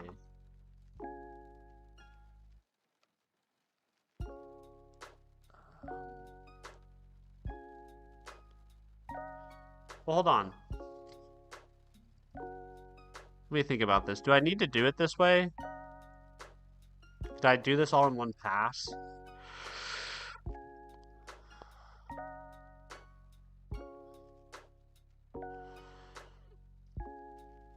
I don't think so. Or at least I don't think I can do it the way I want to do it. So start row index equals row index, and start column index equals column index.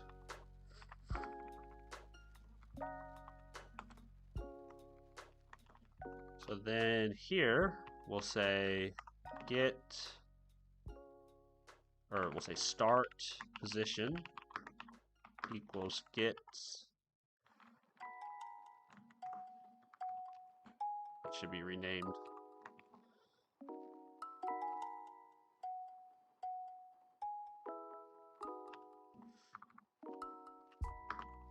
get start position. Hold on one sec.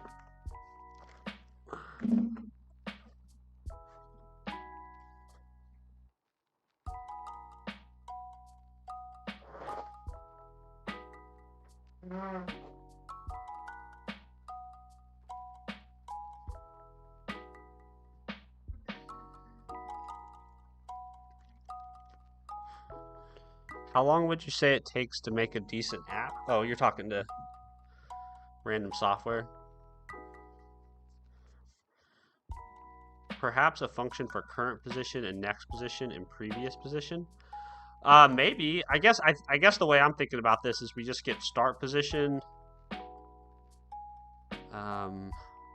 Ooh, that's not a bad idea.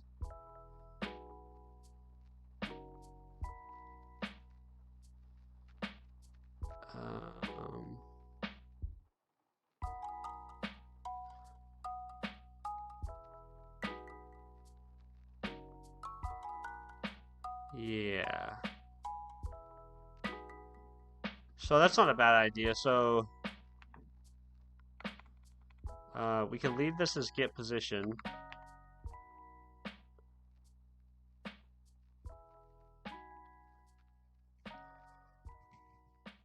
Now hold on. That your idea was super good, and so then now I'm distracted by the fact of trying to figure out how to take what I've already written and do that. But basically, I want to get this position. once I have the start position, I just want to keep finding the next track character, right? And so then my current position, I just continue to change to whatever this is.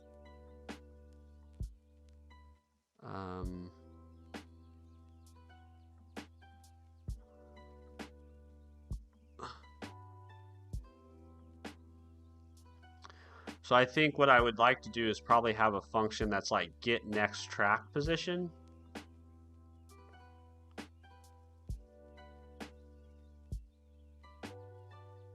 Yeah, so it's like get next position.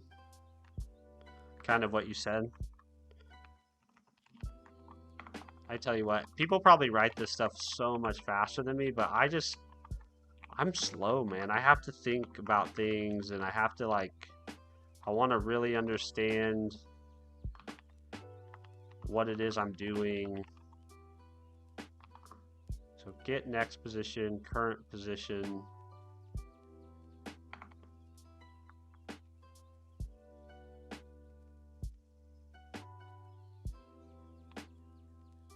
I think I also want to know, I think on my position, I think I also want to know what the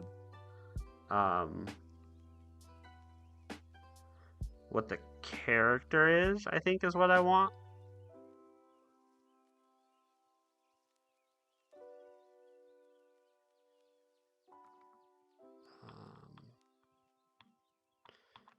So I'm going to change this to current position, right? And then I think I'm going to say for current position dot, I think this is where I want value does not equal end, does not equal end character. We're going to continue to do, we're going to continue to do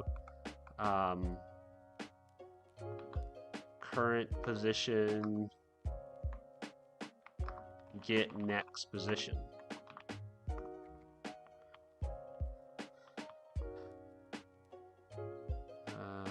Yeah.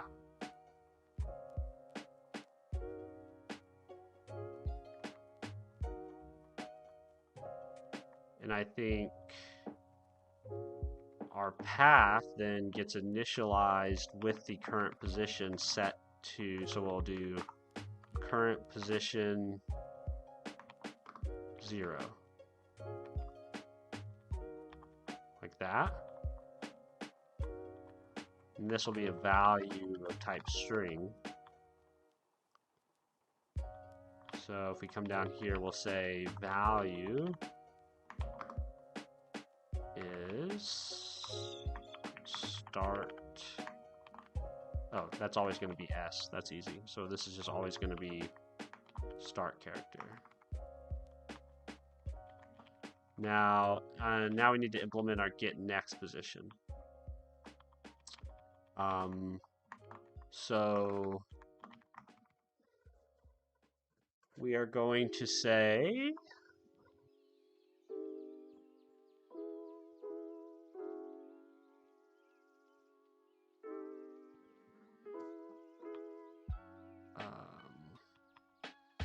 well, we need our directions from our other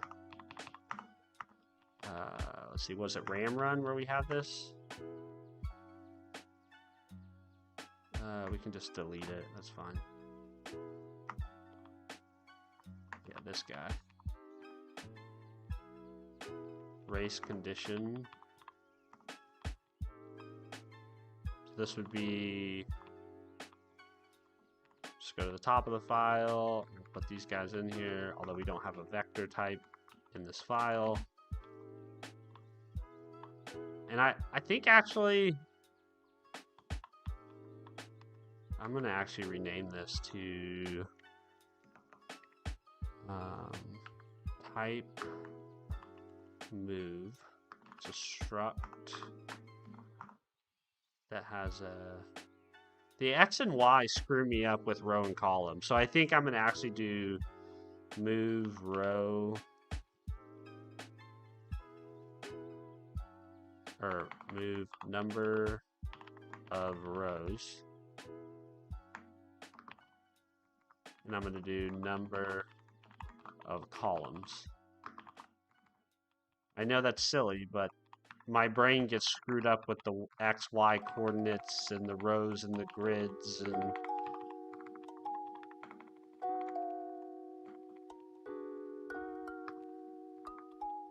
naming things is kind of important to help you understand stuff, you know? Like I feel like that's what people don't think about enough, honestly, when they're writing and they're programming. It's like sometimes do you need to name things? No.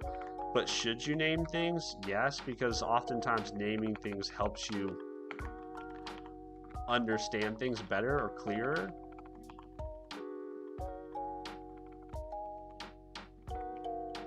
So if we're moving up, then our number of rows is -1. And our number of columns becomes 0.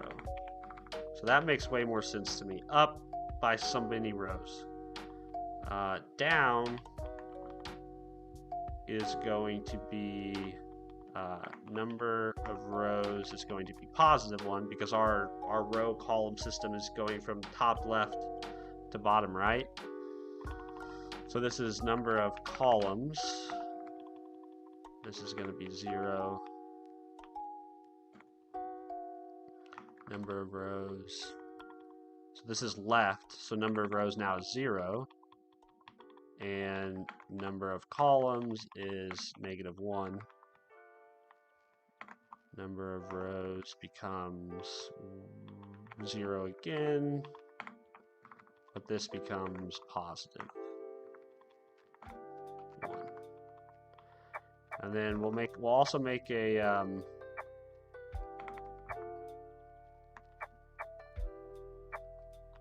how do I create a global variable that's an array in Go? How to create global array variable of struct.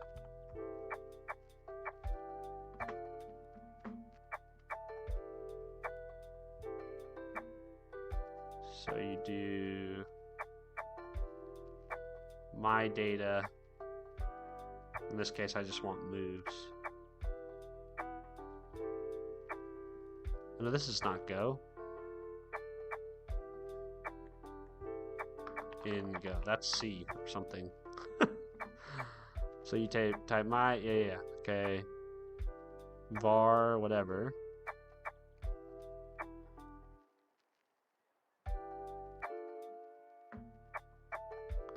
Okay, that's what I want.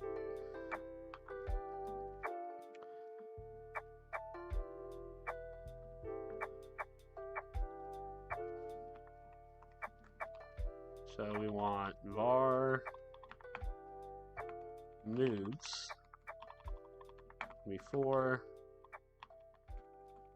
of move, and this is just going to be up, down, left, right. So this then lets us iterate in the get next. We can now iterate, right? So we can say for move in moves,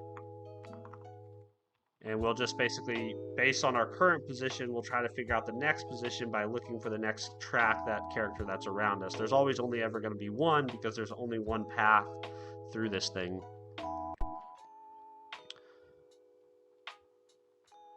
Three months to 3 years to build an app. That sounds miserable. 3 years to build an app. Hey, what's up, Born to Shine? Good morning, man. How you doing?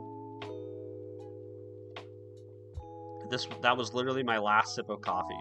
It's just like, I'm gonna have to go refill this. But let's get our path, and then we'll go refill our coffee and we'll come back. So how do we want to get the next position, right? So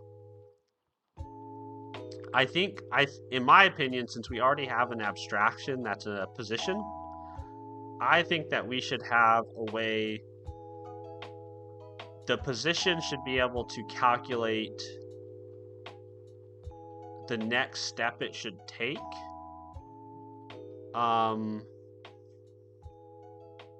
Like, I almost think the position should have a method.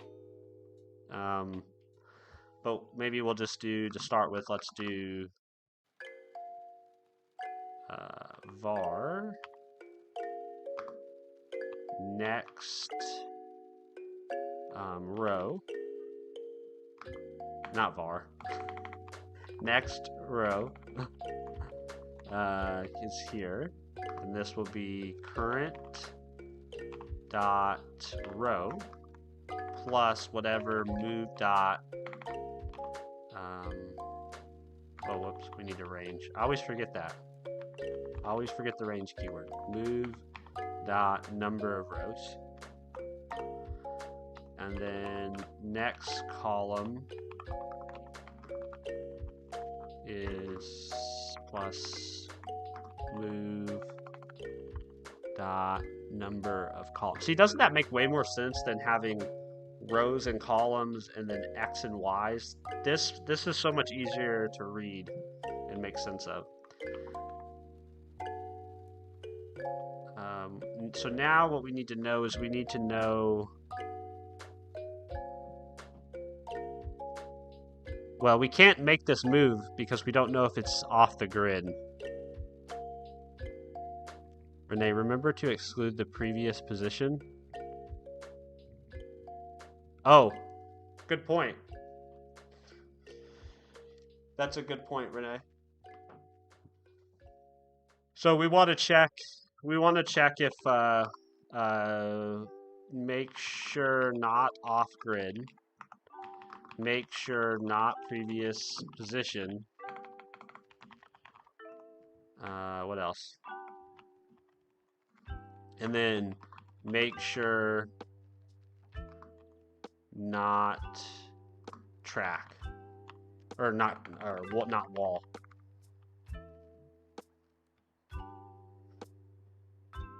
But we don't, right now we don't have access to the grid. Excuse me. We actually don't know what the grid is. So we can't really make a decision if we're off the grid, so we'll need to pass that down. So we'll have to say get next position, and we'll have to pass in the grid and our current position.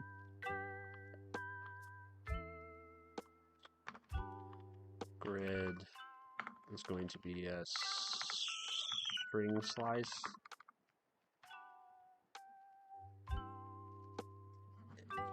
Yeah.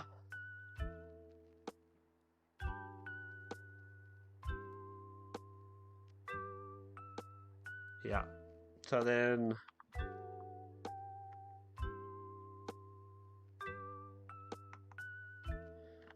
we'll have to say if next row is less than 0 or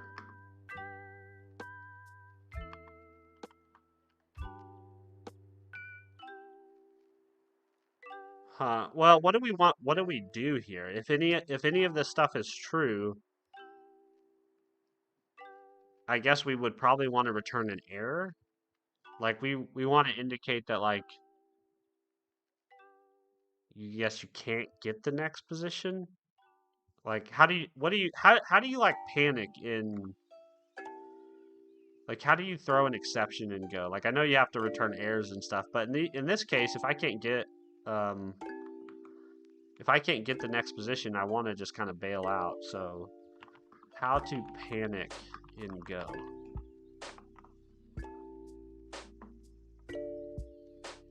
You literally call panic. Okay. In Go, a panic can be explicitly initiated using the built-in panic function. Nice. That's pretty simple right there. How do you panic? Well, you just call panic. Return nil error. Panic is very severe though. Well, yeah, but if I return, okay, so I guess if I don't panic, right, and I do nil error, Then up here, I have to always check if there's an error. And then if there is an error, then I propagate that up from the get path method. Then I propagate that up to my top level function, and then I print out a message to the user. I just kind of feel like at this point, if I'm all the way down here and I can't get a complete path, I just crash the program. Like the input they given me is stupid. It wasn't right. Like, yeah, I feel like for AOC, panic is fine. But yeah, like I understand. Recommendation is great, by the way. Visit all the neighbors. Find the one you haven't visited. That is a dot or an E. Yeah, I think that's the approach. But I think I'm just gonna panic. Which sounds really funny to say. Sounds way cooler than I'm gonna throw an exception. So the next row is greater than the length of grid minus 1.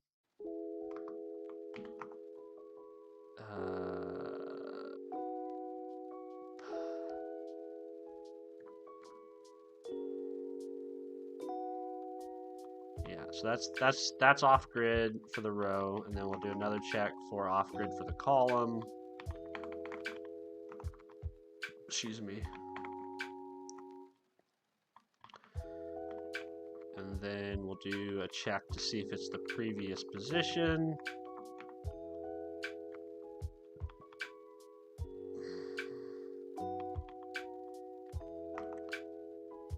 If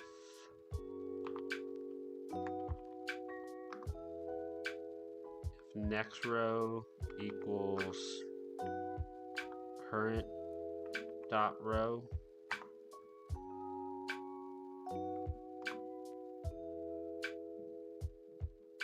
Oh, hold on. We don't have the previous, do we?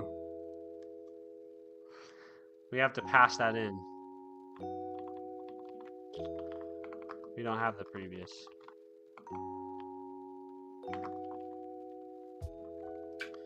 So I'll have to bring that in.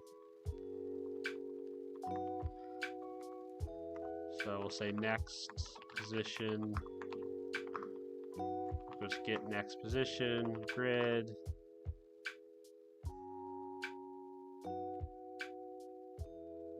Oh, and I guess we have to keep track of that as well.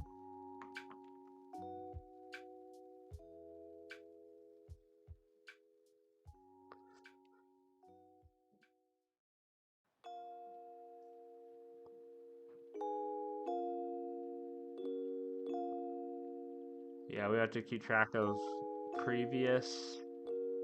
We have to keep track of current, previous, and next. So we can avoid going back over the top of ourselves.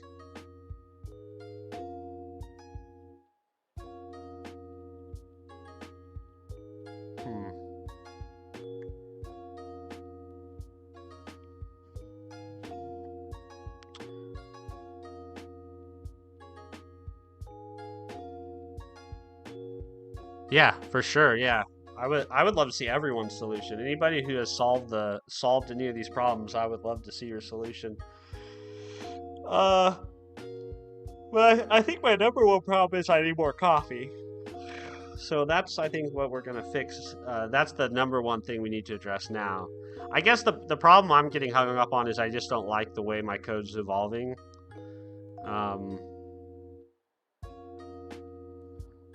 Like I don't like the idea that I have to keep track of the current, next, or the current and previous in each iteration. Like I almost wish maybe the current could remember where it came from.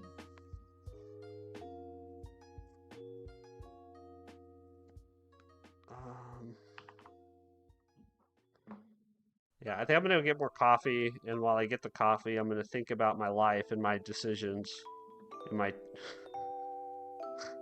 my choices on how to solve this.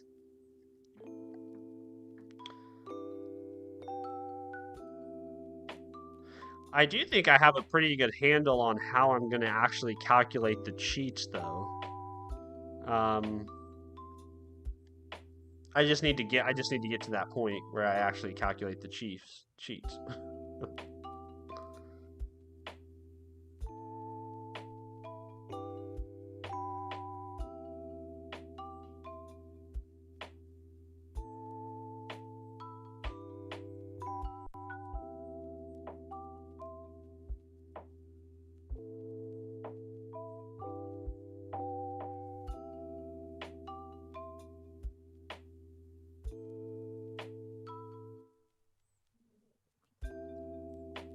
I wonder if I could actually. I wonder if it would be better or simpler to, since I'm building up a path, I think I could just check to see if the position isn't already in my path. I think that might be.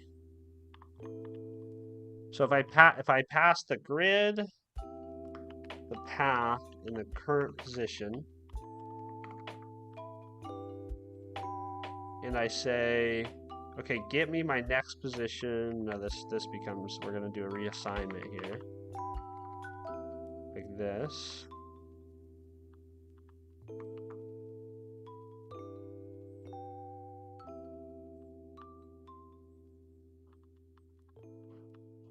Then what I can do is I can say,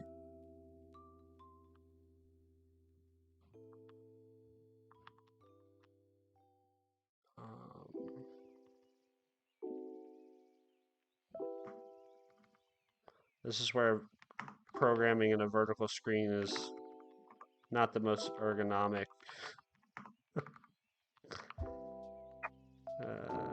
Especially because Go doesn't seem to like to have new lines here.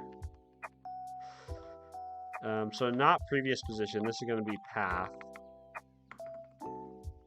Path. And path is a map with position and int, like this. So then what we can do is we can say if path, let's see,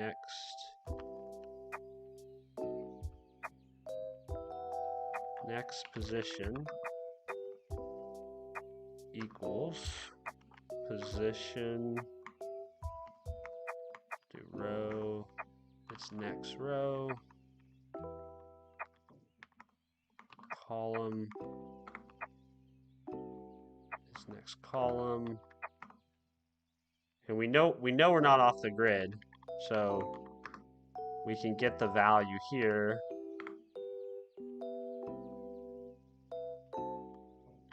By saying grid, next row, next column.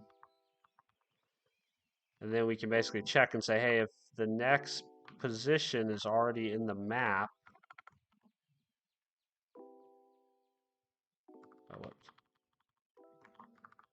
I know, I said I was going to get coffee and then I haven't done it. So if path next position, then we'll also do something there. Otherwise, we can return the next position.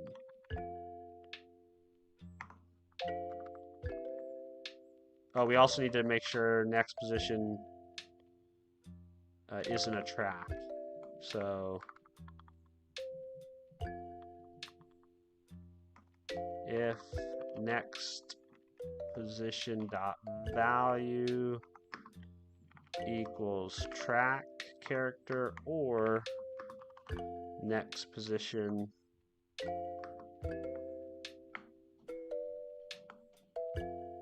well, actually, we want to.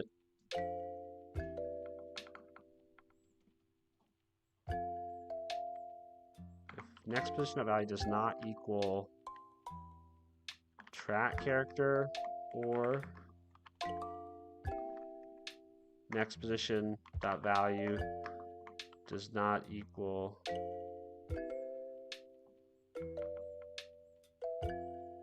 so if it's not a track character,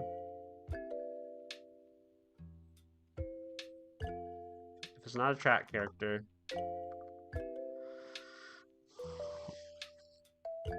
Oh, I need more caffeine. All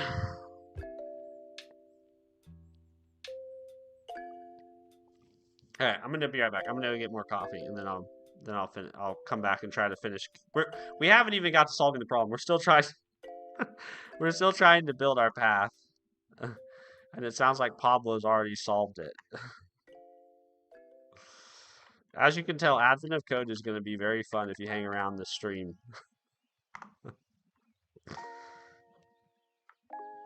Because Steven is not a 10xer.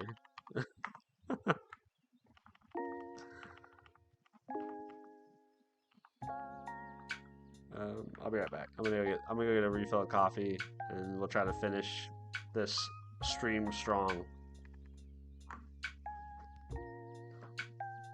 What's up, Mason? Relatable. I don't know if you want any. I don't know if you want anything. I don't know if you want to relate. You want to relate anything to me. All right, I'll be right back.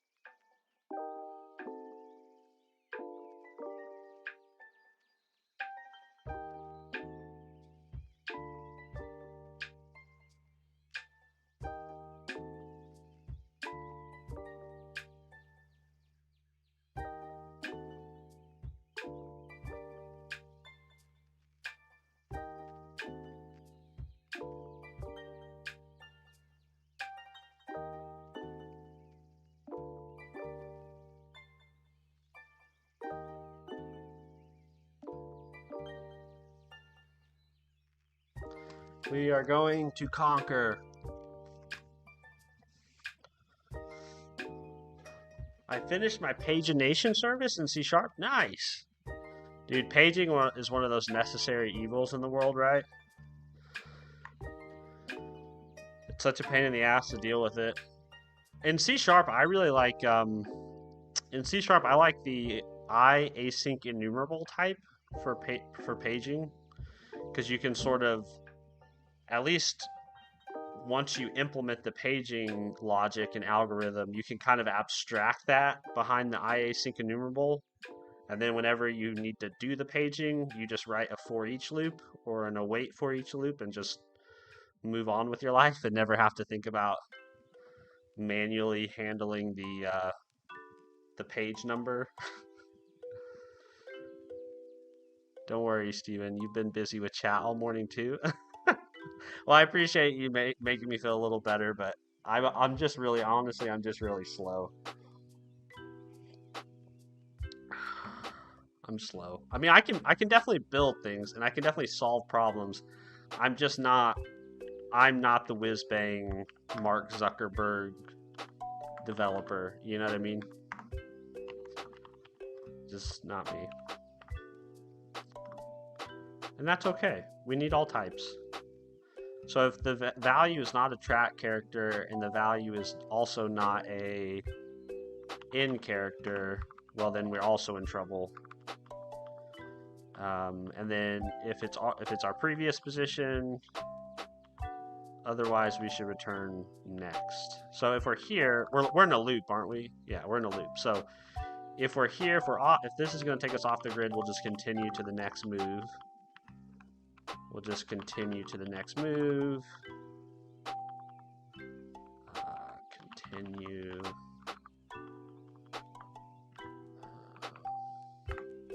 Continue. Otherwise, we return. And this is gonna. Hold on, what's this complaining about? Oh, that's because we're gonna have to cast this to a string. This says if make sure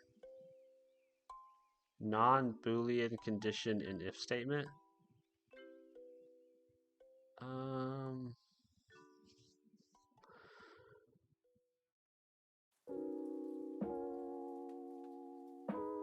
Well, I'm just trying to see if something's in there. I'm just trying to see if there's a, so how do I do that? Do I have to say, is already, or is previous position? I think is previous position.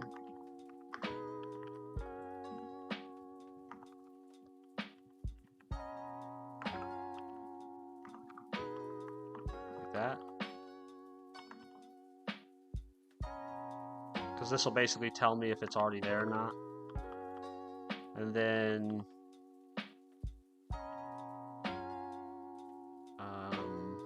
otherwise we'll return next position. Too many return values want, oh.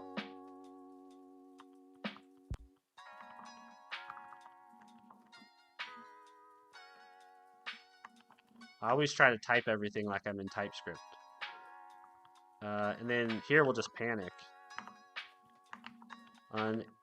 Unable to find next position. So theoretically we should never get here, but if we do get here, we're in big trouble. So make sure not previous position. Make sure not off grid. Yeah, I think that's good. Now up here, if we do get our next position, we need to add it to our map, right? So we need to say or we need to add it to our math, our path. I said, what did I say? I said, I don't know what I said. I said map, then I said math. What I was trying to say is my path. So we're going to say path next position. Now, the value of our position is in our map is our distance. This is how far the position is, or how many steps, how many picoseconds, I guess, or how many moves we made to get here. So this would be equal to the current position, right? So this would be like path, current position plus 1. And then we advance from the current to the next, and we just repeat that loop.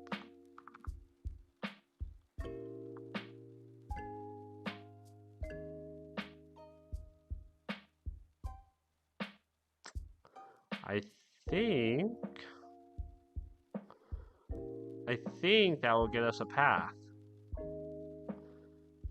Let's just print.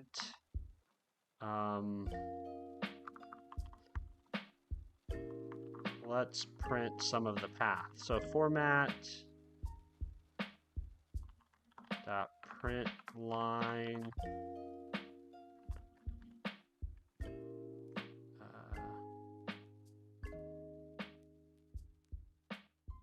Let's see if it got part of the path, right? Let's just try to see if it.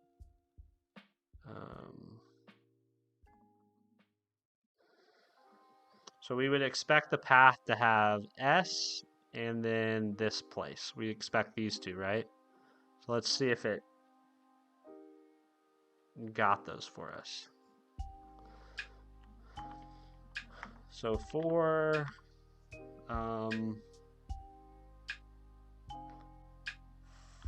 P, range over our path, and we're going to say P format dot print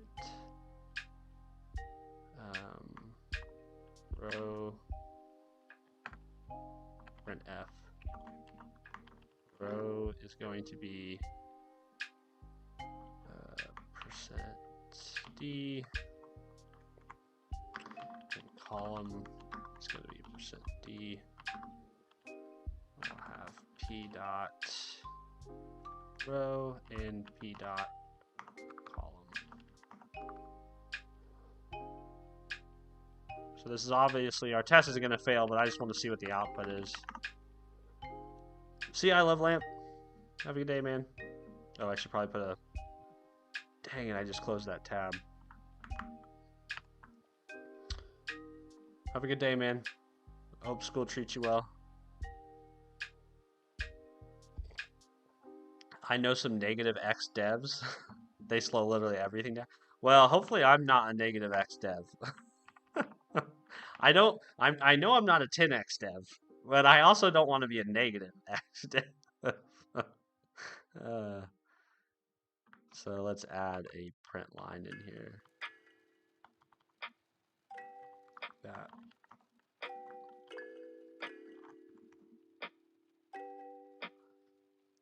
Okay, so let's just see if the first few of these give us confidence. So we want 2, 5. This would be our start position, 2, 5. Let's see if that's correct.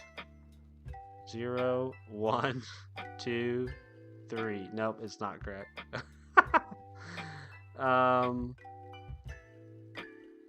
Okay, so we're actually saying our start position is 0, 1, 2, 3. So we're off by 0. We're off by some offset, I think.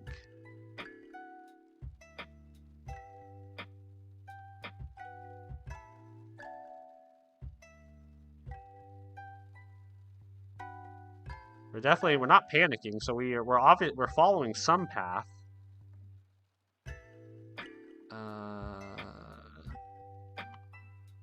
Did we paste our input in here right?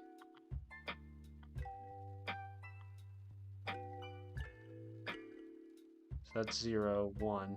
So we would expect we would expect the very first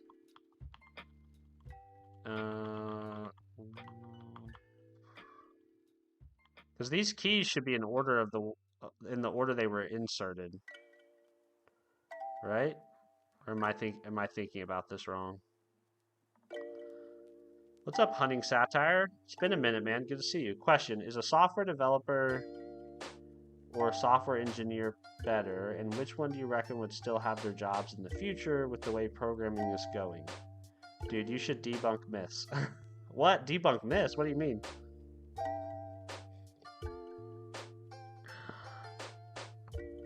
Okay, so first off, I think software developer and software engineer, I think that's just where you're just playing semantics. Not you, I just mean in general, if you're talking about engineer versus developer, I think at large they're kind of used interchangeably. I think generally this is referring to somebody who solves problems with code, right? They solve some domain problem that somebody has with code. I think they both, whatever you want to call them, I think there's going to be jobs in the future. What the nature of that work looks like probably will change, like it always has. If you were asking me to predict today what it looks like in 10 years, I think it looks very similar to what it looks like today. In 20 years or 30 years, I hopefully will be kind of done working, so I shouldn't care too much. But if I had to predict in 20 or 30 years, I probably a software developer, software engineer probably looks a little bit more like a technical PM or a technical project manager, somebody who's coordinating the production of code, whether it be by other humans or some sort of AI system. I don't know if that'll be large language models or transformers, but you'll still have a need for people who know how to build systems with code. It just may not be that those people are actually always writing the code. You know what I mean? Like you'll still need people who can get in front of a whiteboard and like talk about data structures, algorithms, lay out tables, think about what's the best way to architect the system. But then it might be that person then takes that, creates a punch list, and has other humans or other things go out and actually execute on that punch list. But I definitely, there's still going to be need for people that enjoy programming, enjoy coding, you know. So that's my thought or my take on the idea there on that question. I appreciate that you think my GitHub account is amazing. I don't know how amazing it is. It's just it's 3 or 4 years of a lot of tinkering and pursuing my interests. I wouldn't say I'm smart either. If I have any skill, it's just the ability to learn new things. I use GitHub like social media, to be honest. I'm cooked. No, I think GitHub is kind of like, if you had to pick a social platform for devs, GitHub is kind of it, right? I do wish there was a social platform that supported Markdown posts. I wish there was a or wish there was a social media platform that supported posting long form and short form content formatted using Markdown, right? So if you want to tweet something, that's fine. If you want to write up a blog post and put it on your social account, that's also fine, right? I built something like that for a hackathon, and I wish somebody was I wish someone would take it as inspiration and stick it in their platform. So I built this thing. It's basically a play on Twitter. Oh, I wonder, does it still work? Yeah, it still works. Okay. Yeah, that's fine. You can authorize. So I built this site a year and a half ago, 2 years ago, and I think I've shown this on stream before. But I wish there was some sort of platform that let you create. Is this gonna load?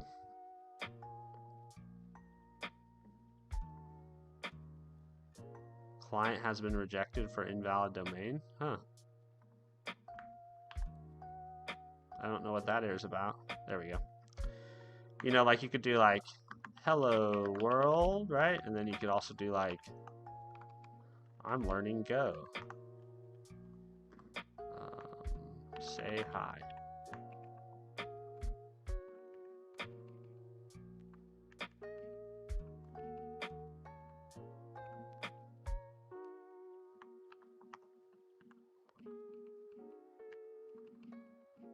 Oh my goodness.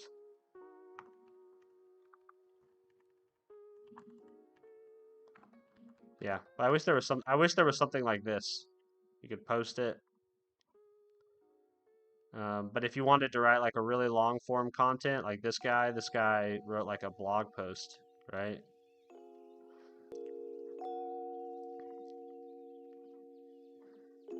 Is ChatGPT down? I don't know. I don't use ChatGPT. I mean, I've used it, but I don't use it. Dude, hackathons are evil, I swear. Why are hackathons evil? Hackathons are fun.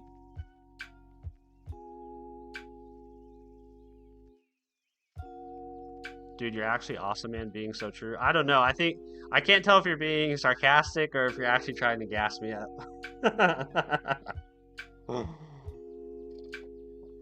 How did you learn to code and like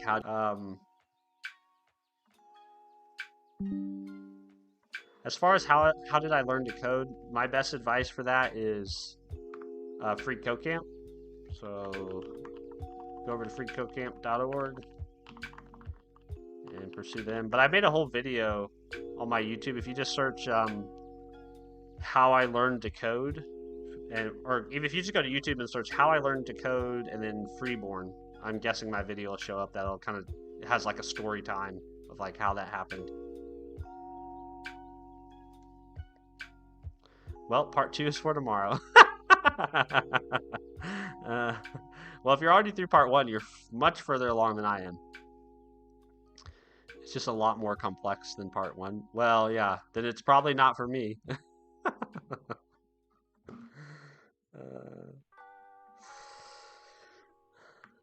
Hey, Mason. Good to see you, man. Okay, so I need to figure out what I've done wrong, because I still haven't got to a point where I have an actual path. So get start position.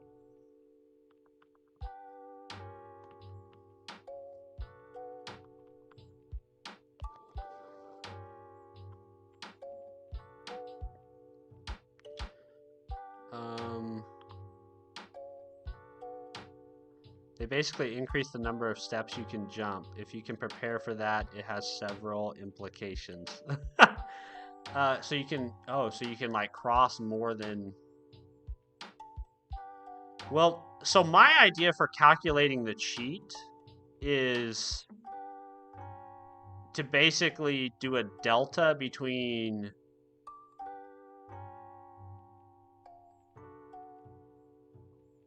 yeah, I mean my idea is basically to do a delta offset by 2 to figure out if the cheat actually gains you anything.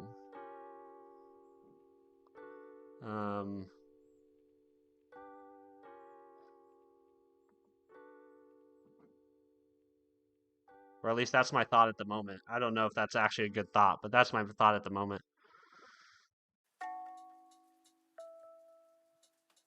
You calculate distance between 2 visited cells, and the order on which you visited them tells you how much you saved.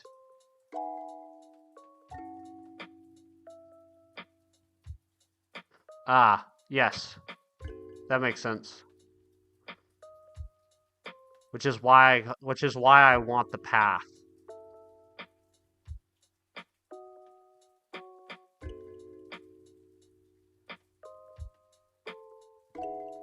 Which also, maybe that's why. Maybe I don't need to keep track of the distance. Maybe I can just use the index of them. But cheats stop at any path segment, which makes part 2 hard.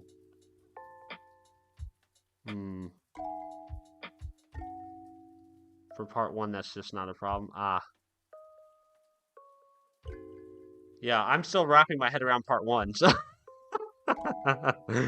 AOC 2024, which day is this? This is day 20. This is day 20. We tried to solve day 19 yesterday, and I did not succeed. And now I'm trying to solve day 20, and we also did not succeed. So we'll probably, I guess, revisit some of these in the coming days to see if we can actually get them done.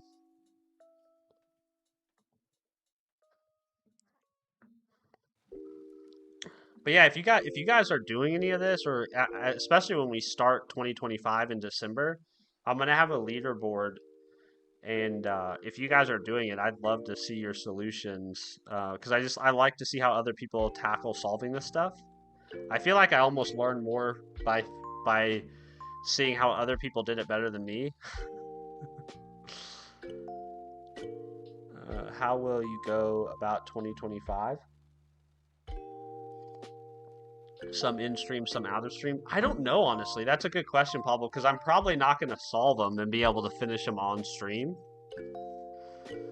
I've had a thought that maybe I just start work later in the day. That like I start streaming at 4, and then I just stream as late as I need to solve it, and then just start work later that day. Um, I don't know, but yeah, probably the most feasible, the most feasible is probably going to be like starting it on stream, then finishing it later, then maybe discussing with you guys what I ended up doing the next day. So almost like start start part 1 on the first day. If I don't get done, try to get done later on in the day, then come back on day 2 and kind of recap you guys on what I did. Yeah, I don't know. We're just gonna have to play it by ear. Hunting satire, dude. I seriously wish I had your skills. I'm so jealous. No, man. You wish you had so many other people's skills, not mine. Wait, what's this, like an open challenge? Yeah. What the AOC link that Pablo just asked for from Stream Elements, that's what we're talking about. It's fun. A lot of people do it. Yeah, it's a fun challenge. If you're into programming and coding and you like you write you if you like writing code by hand the old way like a caveman, it's fun. Yeah, it's fun. It's a really good time.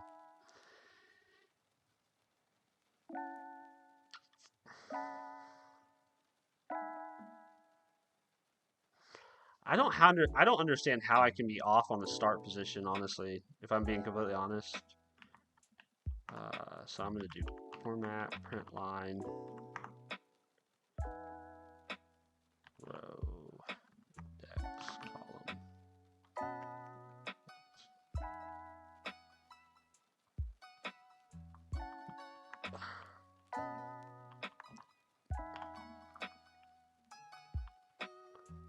I guess I kind of need that in order.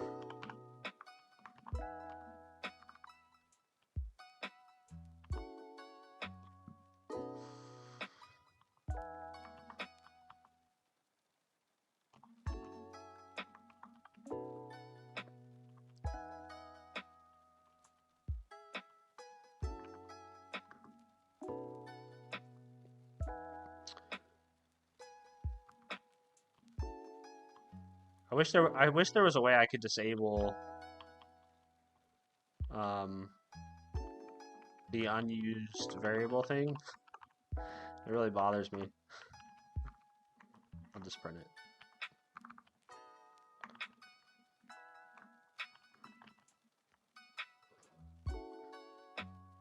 Dude, if you know math, coding is cake.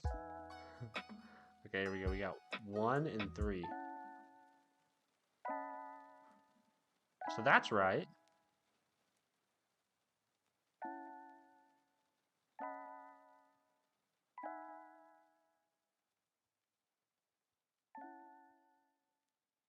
So is the map not ordered? So maybe I am doing this right. So is the map not ordered according to how things are placed on the map?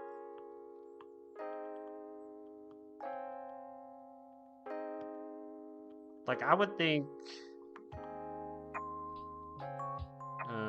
let's see, p dot value.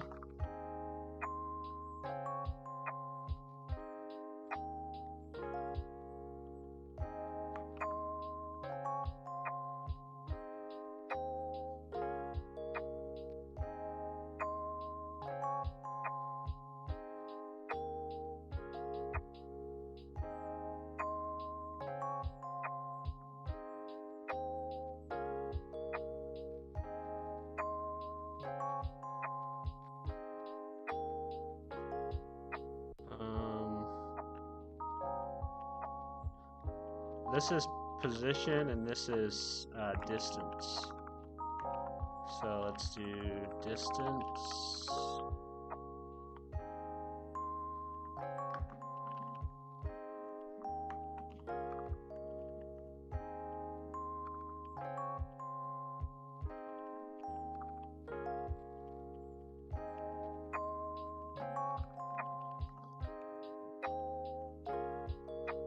Great with Python and C. That's all we use.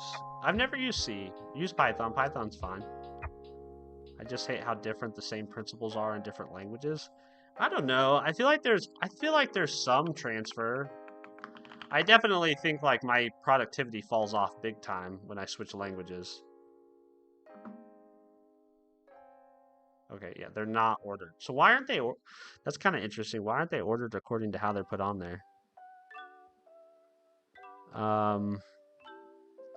We're looking for distance 0. Where's distance 0? There it is. Well, no, that's not right. That's still not right.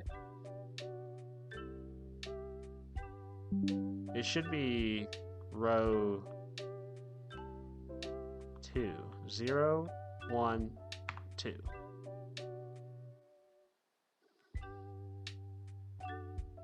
Three.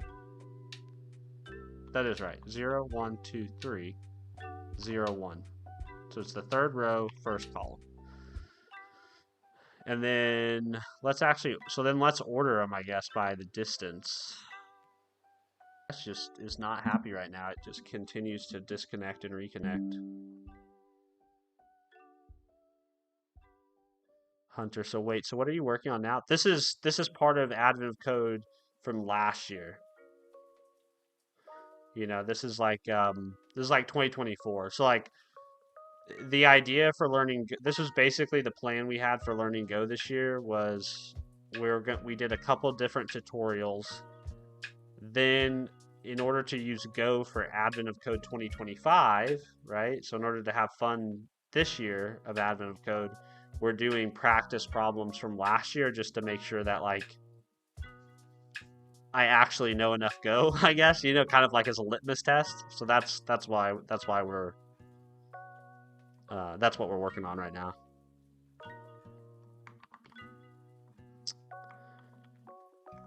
All right, so assuming I have my path. Nice, love it. Yeah, it's been fun so far. Okay, so assuming I have my path now, what was the whole point of getting the path, right? Going back to the problem, having the path now lets me do cheats, right? So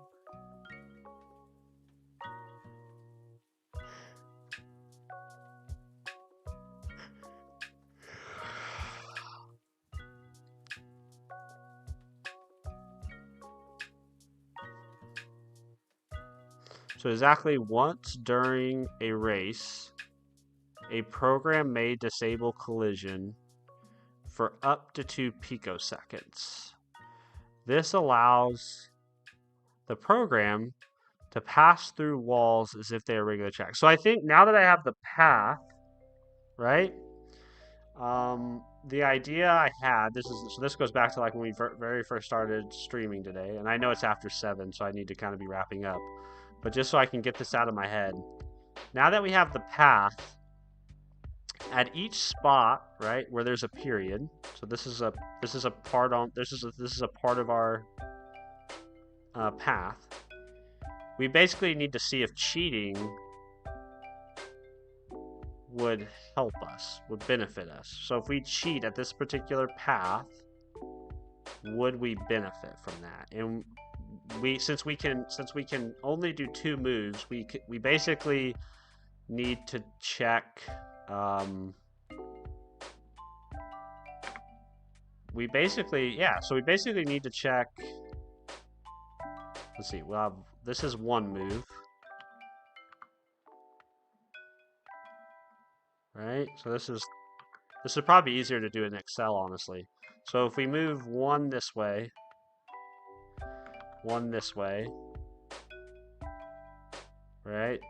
So that's 1 move to the left. Now we can go a second move to the left, right? Now, this is what Pablo was saying earlier, that they're going to eventually allow us to do, I think, more than 2 moves.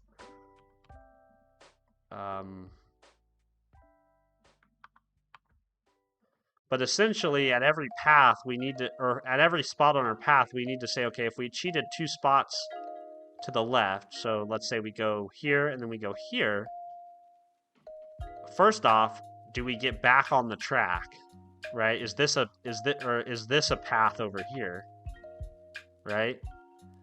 And if it is a path, if it is path over here, then we need to figure out, okay, is this actually advancing us further down the path than we were? Or is it not, right? And if it does advance us further down the path, how much time or how many steps, how many picoseconds did we save? And we need to check that for all 4 of these. And then we also need to check it actually for, so we could technically go diagonal too, right? So we could also do here, here. We could so we're basically gonna have to check, what is that? 1, 2. So we're gonna have to check 8 directions: left, left 2, right 2, up 2, down 2, and then actually diagonal 1, right? And you might be thinking, like, well, why diagonally 1? Well, when we calculate the grid position we want to check to see if we're on the track, we only need to go 1 position diagonally. But if we were thinking about like the person in the game, or in the person doing the race, they would actually move, like they would actually move down and then, right? So that's their 2 cheats: down 1, right 2, or up and left, or up and right. So that's why there's 2 there. So anytime we get to a place that's right now in this picture marked by a 2, we need to ask the question, are we on a track? Are we on the track? Are we further along the track than we were? And then if we are further along the track, if we are, how many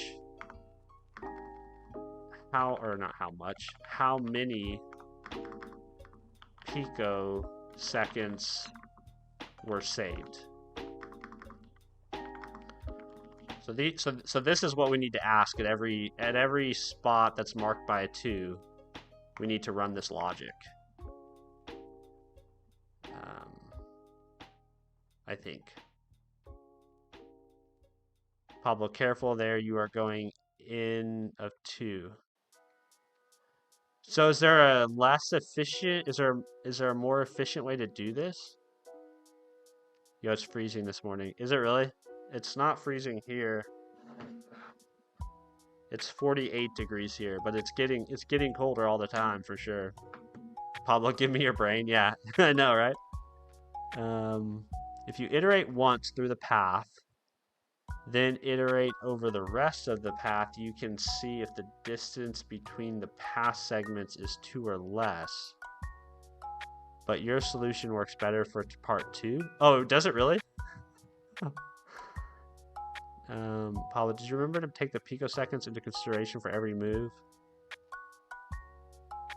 Hey, what's up, Unique UX? No wonder I've been missing streams so early. Yes, it's very early. So the schedule, Unique UX, it's good to see you, man. The schedule has changed. And the reason why we changed it was really just so that I could get longer streams that aren't so interrupted, you know? Because, like, trying to do an hour at lunch, like, basically as soon as I got started, I'd have to stop, right? And so the way I solved that was, I'm just gonna get up before everyone else in my house, and I'm gonna stream until people wake up, you know? So, like, I'm gonna do my digital life early, and then I'll live my normal life after. But good to see you again, man. Appreciate you stopping in to say hi. It's been a minute. I'm usually busy. Oh, no worries, dude. I understand. Streams are tough that way. Like, I never really considered that before I started streaming, but it's tough because any time I pick in the day sort of does lock me into a specific group of viewership, you know? Um, but that's why I keep trying to make the shorts, and keep trying to make videos, right? So that I can still share things that are happening on the channel with people who may not be able to catch the stream live. And I do leave all my VODs up. So if you I know not everybody likes to watch live recorded live streams, but I do leave all my live streams posted to the channel. I should be dead. Well, first of all, no, you shouldn't. The world's a better place because you're here and you're in it. So you're not, definitely should not be, you should not be dead. As far as what font do I use a font called Cascadia Code. It's a nerd font. Which did I put that in my list of commands? Let's see. Font. I don't think I did. Yes, there you go. Yeah, exclamation point font. There you go. And that'll take you to that link will take you to a preview of it. But you can download it from the Nerd Font website. Nerd Fonts. This is where I always get it whenever I set up a new machine.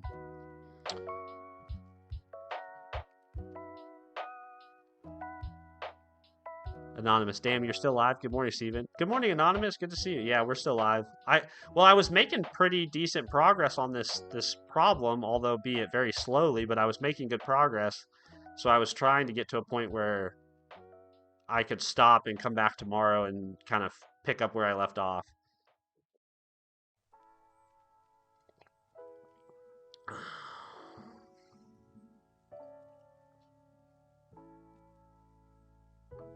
Pablo posted something about his solution. Hold on, where did it go? So say you do one step over the path. You then compare the distance between that node of the path against all the steps further down the path. To figure out if you've gained anything. Thanks. Looked pretty. Getting slowly sick from JetBrains Mono. Well, JetBrains Mono is a good one as well. I actually stole this Cascadia Code, or Cove, whatever you want to call it, Cascadia font from Scott Hanselman. So Scott Hanselman was the first person I saw use this, and I've kind of fallen in love with it. I've tried a couple different things. One of my members named Stefan, he had recommended a font that I tried for a couple days, and nothing has quite hit as much as this Cascadia font has hit. To figure out if there's a cheat that you could get from the start node to the end node. It's not a bad solution. I think mine's probably slower and does more work. Yours seems more clever. But to me, this seems like it makes the most sense to my brain.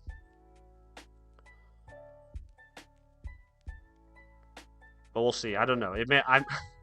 Who knows? I could be completely off with my logic at the moment. So I think in order to get my list of cheats, then, which again, remember, my list of cheats is going to be the number of picoseconds that were saved, and then we're going to build up a map of all the cheats that do that. So, I think I need to pass in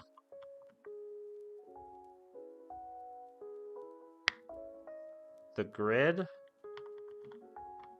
and the path. And the grid is going to be a slice of string. And then the path is a map. I probably should alias this.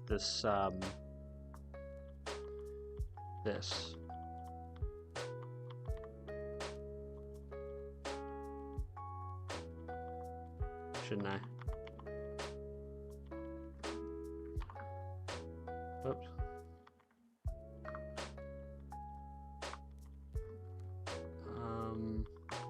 Okay, so then for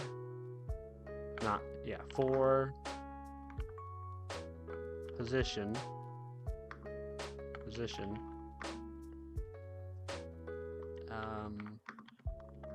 in the path, we need to move. We need to do 2 moves this way. So 2 moves up, 2 moves right, 2 moves down, 2 moves left, and then we need to do 1 move diagonally. So we're going to need those other moves, which we have those over here. In, what do we have them in? Ram Run? No. We have them in... Oh wait, live grep's not working. Why is that not working? That's weird.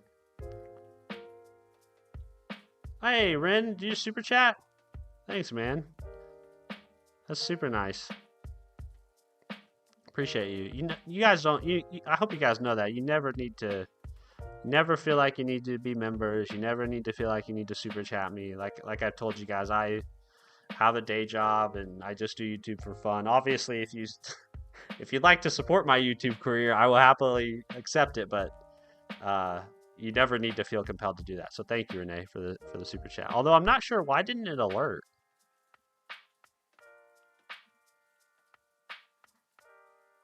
Is Stream Elements broken?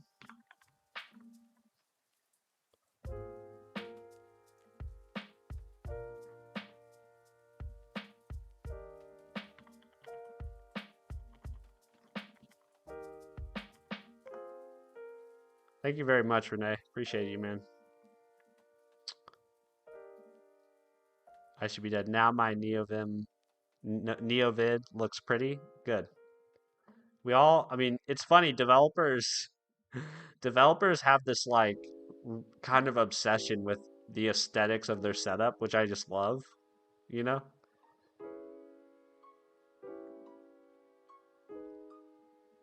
Dude, my mouse is lagging.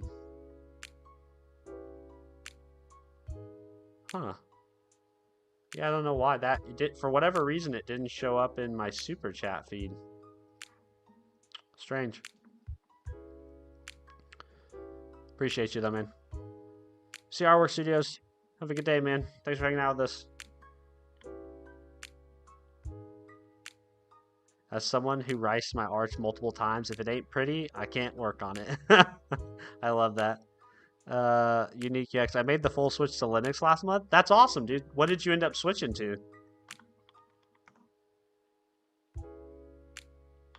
I don't think ripgrep is in my path. Winget ripgrep.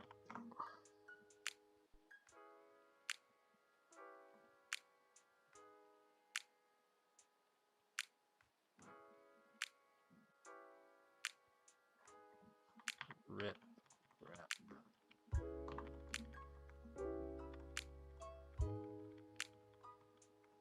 Yeah, it's not there. Let's see.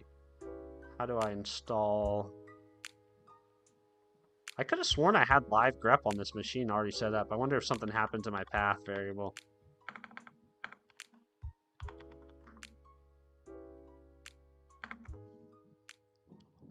Mint is pretty nice. I've never tried Mint. Okay, cool. Yeah. What do you think so far of it, Unique UX? Are you liking it? Are you happy with your decision, or do you wish you would have never done it?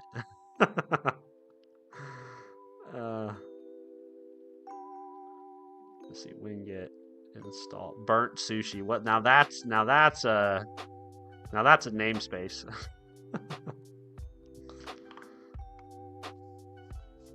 Whoops. I copied the $sign. What the heck? Why is my keyboard freaking out? I'm gonna plug it in. No more Bluetooth.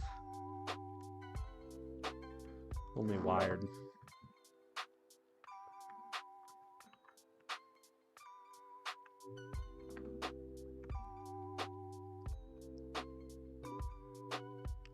It's a good thing. Good.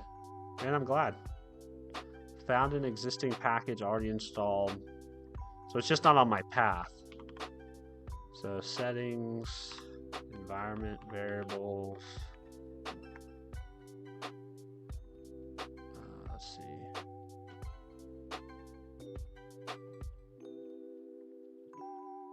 No, it's there. Huh.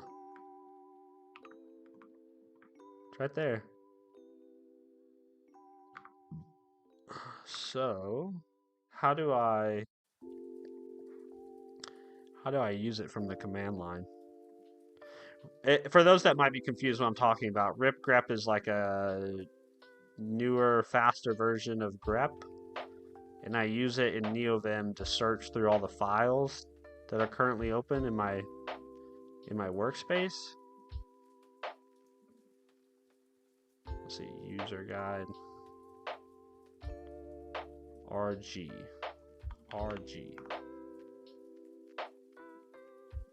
Why is it not?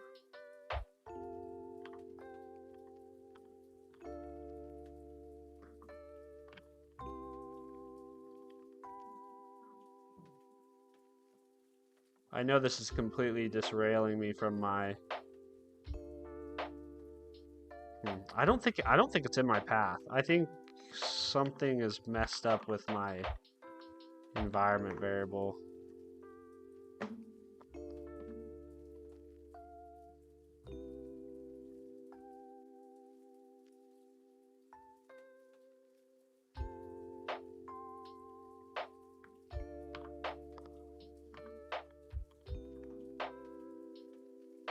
Hello, Max. How are you? Good to see you.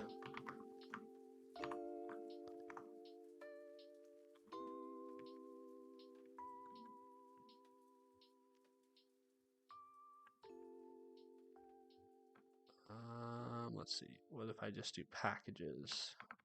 Do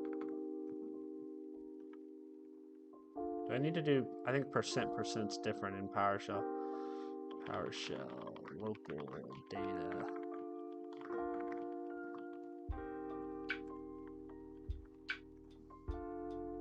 We have been ghosted? What do you mean you've been ghosted? WSL to the rescue? Yeah. Yeah, probably. You're probably right. I should give in. I should just admit defeat and go to the good side. Explorer. Oops, that's not what I want. I want Explorer. Explorer in the current directory. Okay, so I have. Where's burnt sushi? There's burnt sushi. So there's RG. So why is it not getting called up on my?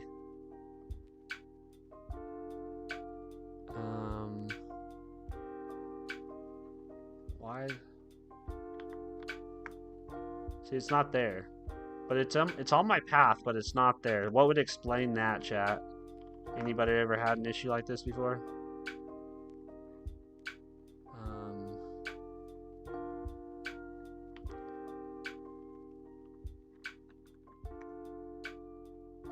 Is my path too long, maybe?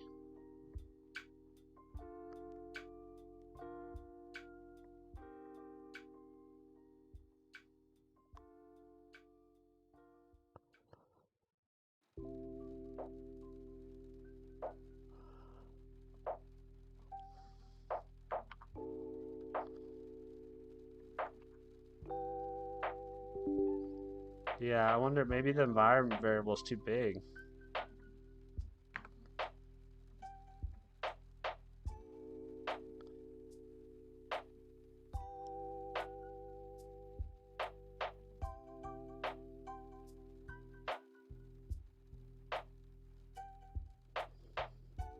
Would that cause this behavior?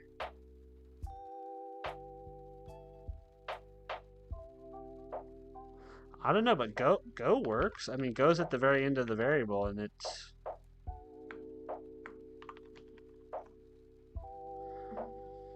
What environment? I'm on Windows. I'm on a Windows machine. They lifted tariffs on coffee? No, I have no clue what you're doing. Well, the first part of your statement is more exciting than the second part. Missing package? Yeah, I have no idea. I guess let's try to, Steven, I'm take you on a date for giving us this good content. I'm happily married. I'm a happily married father of 2. This is also, I wouldn't call this like good content. Watch Steven troubleshoot why ripgrep doesn't work. So this, let's go into burnt sushi. And let's do RG. Okay, so that worked.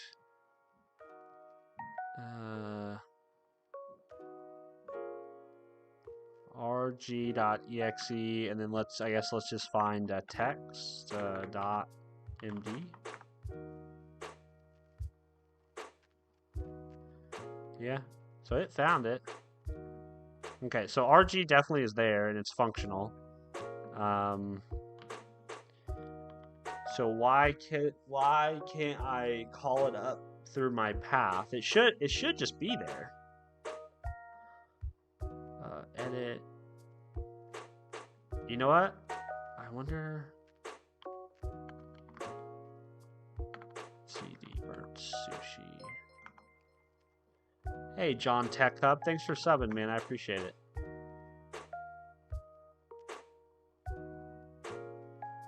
Oh, the version number's wrong. The version I have in my path is 15 dot, or I have my version I have in my path. I know you guys can't really see this. The thing I have in my path is wrong. Okay, so it is just as simple as my path being wrong. So this says, I don't know if you guys can see that. This says 15.1.0. And my path variable, where'd it go? My path variable says 14.1.1.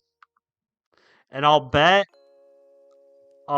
it didn't update properly because it's the variable's already too long, so it couldn't save it.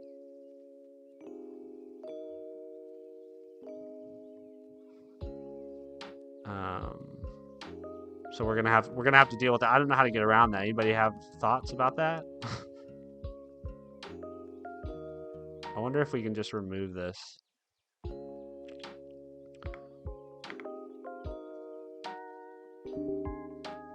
That's still too long.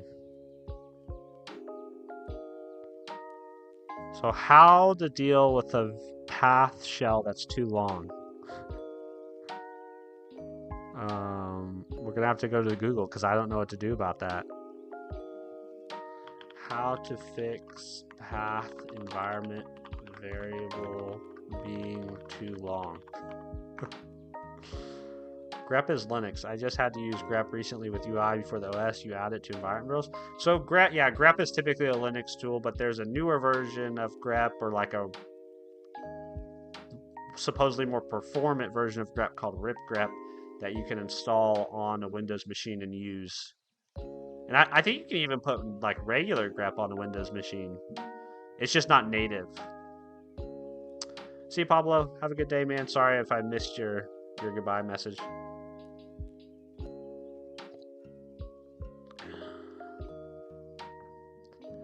Hey, Is Should Be Dead. Thanks for helping me try to troubleshoot this, man. I appreciate all the ideas.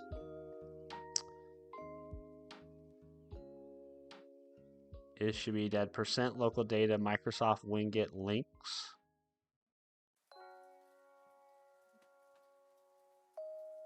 Shorten existing paths, create new variable.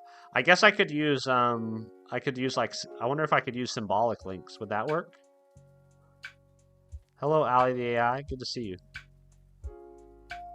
What is this you posted? Percent local data, Microsoft Winget links. What is that?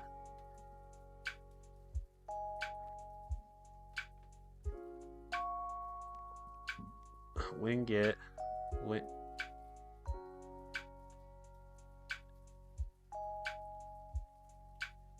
They are sim linked in that folder?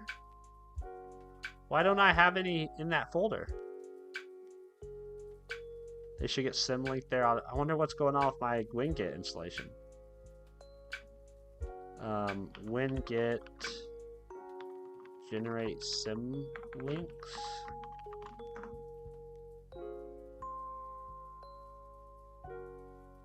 Winget itself does not have a direct command or feature. However, Winget does utilize in certain scenarios, particularly for portable package. When installing a portable package using Winget, if you are running an elevated shell and have developer mode enabled in Windows, Winget will create a symbolic link to the package's executable within a designated links directory. This link is typically already included in your system's path. So I wonder why it didn't do that for me.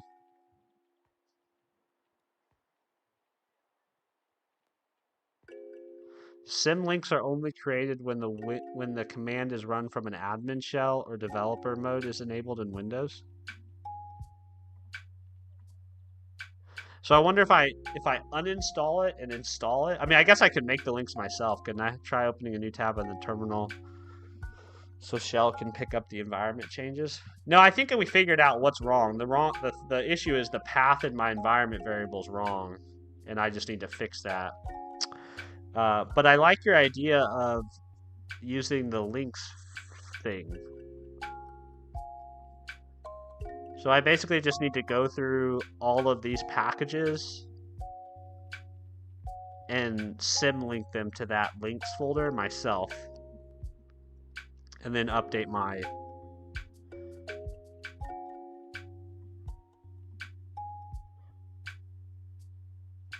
The thing is, when I upgrade things through Winget, though, that's gonna break it, right? It should be dead. Like that's. Gun damn, sorry I didn't have much time today for your stream. I believe it's awesome though. Well, thank you very much. There's no worries, man. I know people got lives, you know what I mean? So if you guys, sometimes you guys can't be here, so that's totally cool. But appreciate you stopping by to say hi and good morning. Unique, yeah. See, if you were on Linux, this wouldn't be happening.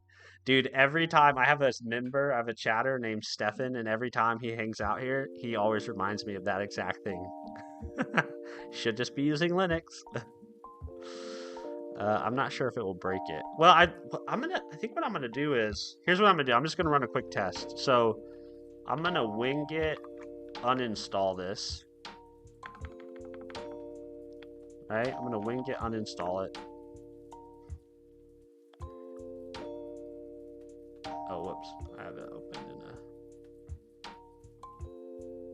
So I'm gonna remove it from my path completely.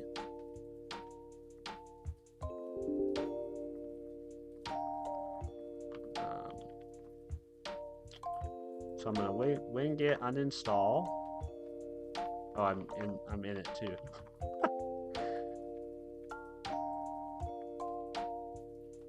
There we go. And then I'm gonna go to a terminal that I've run as an administrator, because it said the symlinks only get created if you're running as an administrator. And then I'm gonna install it.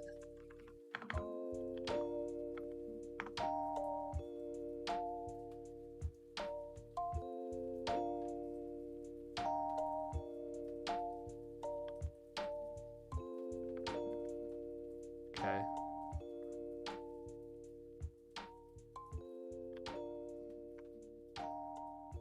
Yeah, so now it's there. So what did it modify?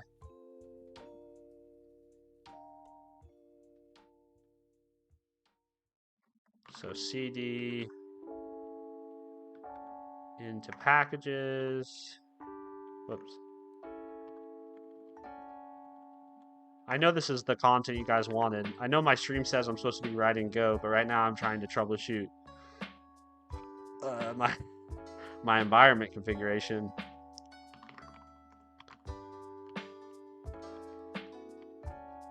Yeah, so you were right, man. It's linked here. Whoops. I've done that like 6 times now. Explore. Yeah, I should be dead. You were 100% right, man.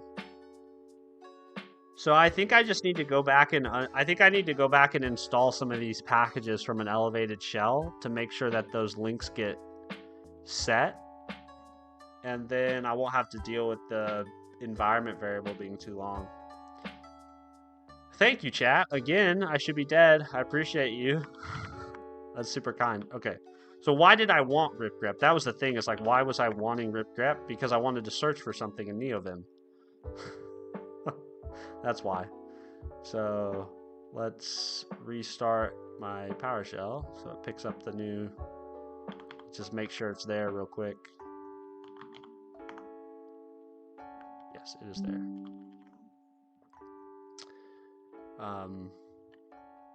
So we want to go back to practice with Go.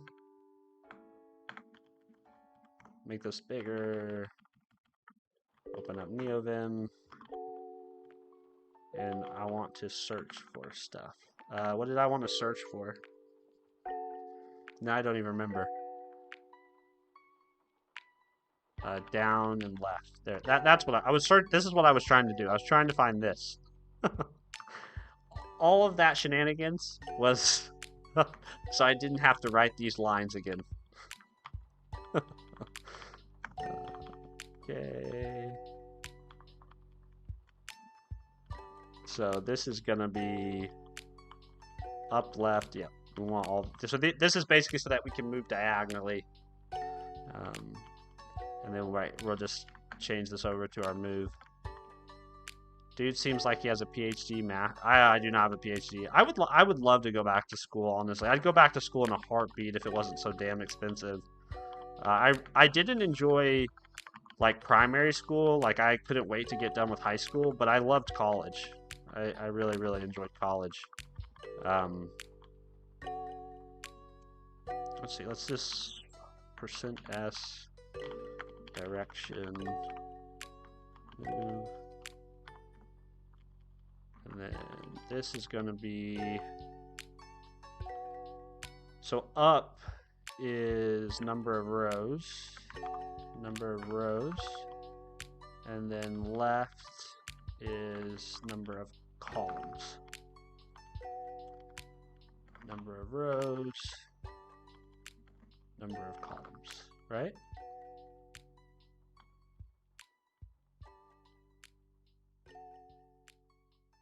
So up and right, that should be positive. That should be negative. And then down and left, number of rows is positive, and to the left is negative. And then number of rows, number of columns. So down is still positive rows, but right is positive columns. Yeah, cool. Well, I'm glad we got sidetracked by all the rip grep shenanigans, but I think this is a good place to start. So when we come back tomorrow, we'll continue working on this problem. And this is basically where we left off. So we basically need to iterate over our pass, and we need to move 2 left, 2 up, 2 right, 2 down, and then we also need to move 1 diagonally in each direction. And once we get to that spot in the grid, we need to run this logic to figure out if there is a cheat there, and if there is a cheat, how much time does it save us? And we'll build up a list of those things. So that's the plan for tomorrow when we come back. We'll probably also work on the link site a little bit and fuss over the design of that some more. I guess the symlink does break if the path changes. Yeah, that's why I think I want Winget to manage it so that whenever I update everything through Wingate. It just takes care of doing all the sim links and everything. Steve, you ever gone to uni or college or just taught yourself? So I went to college. I have a bachelor's degree in biochemistry. Actually, well, I don't actually. Hold on, I can get it for you. I never get to show it to anybody because no one ever asked for it. So I'll show it to you guys. One sec.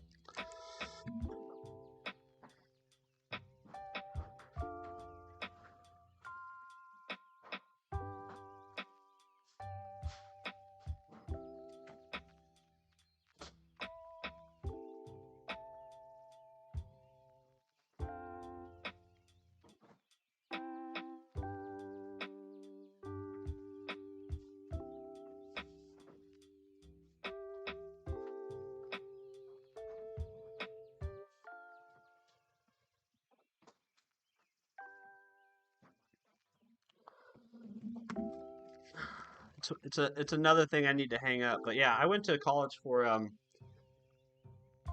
don't know if you guys can see that for biochemistry. So I went to school for hard science. I originally thought I wanted to be a doctor. But all the programming and coding stuff has just been self-taught.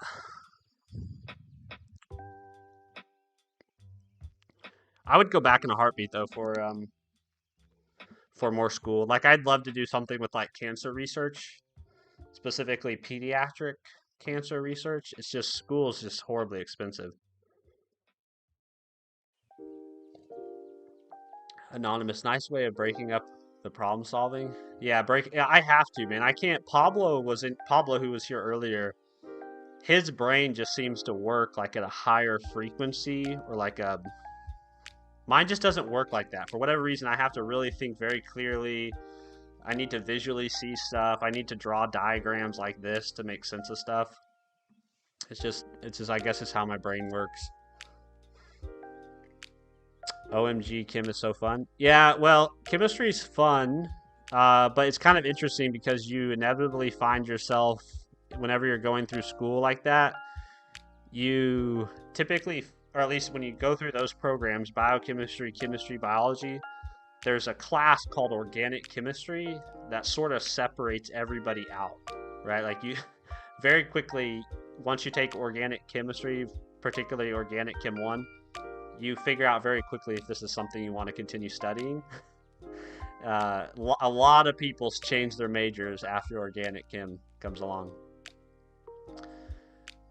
Watch Steven flex now. Dude, I never get to flex it. I've interviewed for 50 jobs probably at this point in my career, and no one's ever asked to see my degree. It's crazy. That's beautiful. But you work with software? Yeah, yep. So I did work a little bit as a food scientist for 6 years, 5, 6 years. Um, but that even was more applied science. I've never actually worked on the bench as a chemist or a biochemist, even though that's what I did in school. But I've never actually been employed as a bench chemist in sort of a laboratory setting. But who knows? I've got a lot of life left in me. Maybe that's my next career arc. Is biochemistry like dopamine, adrenaline types? Yeah, exactly. Yeah, 100%. You learn about dopamine. You learn about there's a lot to do with metabolism. It's basically just looking at biology through the lens of a chemist. I guess is a way to think of it. And then obviously with anything, like once you get past like a bachelor's degree, then anybody who does a master's or a PhD, you start becoming very specialized, right? You study like a very specific type of enzyme or a very specific reaction, right, in the body that is facilitated through something. You just like PhD, right? It's like a pinpoint. It's like your bachelor's degree gives you kind of like good general knowledge, and then every degree after that, right, you get narrower and narrower focused. But it was fun. I had a ton of time. Obviously, it's been years since I've done anything with that knowledge. So I probably at this point probably have far more relevant knowledge around software or code than I do chemistry. But maybe in another life, you know. I would say DSA experience. I think Pablo has both talent or just experience with DSA. Yeah, he's kills it, man. He kills it at this stuff. He straightens me out all the time. Is it all Latin words in organic, Kim? No, not really. I think Latin is pretty big in anatomy and physiology. I mean, Latin's pretty big in science in general, but it's not terrible. The naming conventions aren't terrible. Basically, Steven knows how to make poisons from flowers. No, I don't. I could like if I went into a lab today, I'd have to start like a white belt again in jujitsu. You know, because it's been 10 years since I've been in a lab. I'm self-taught in development too. I started as a writer, UI designer. Well, that's an awesome like having that background and being in development was money, dude. Money. My background as a food scientist was helpful moving into software because when I was working in food, I was working primarily as a product developer. So I was developing products, but they were like physical products, you know?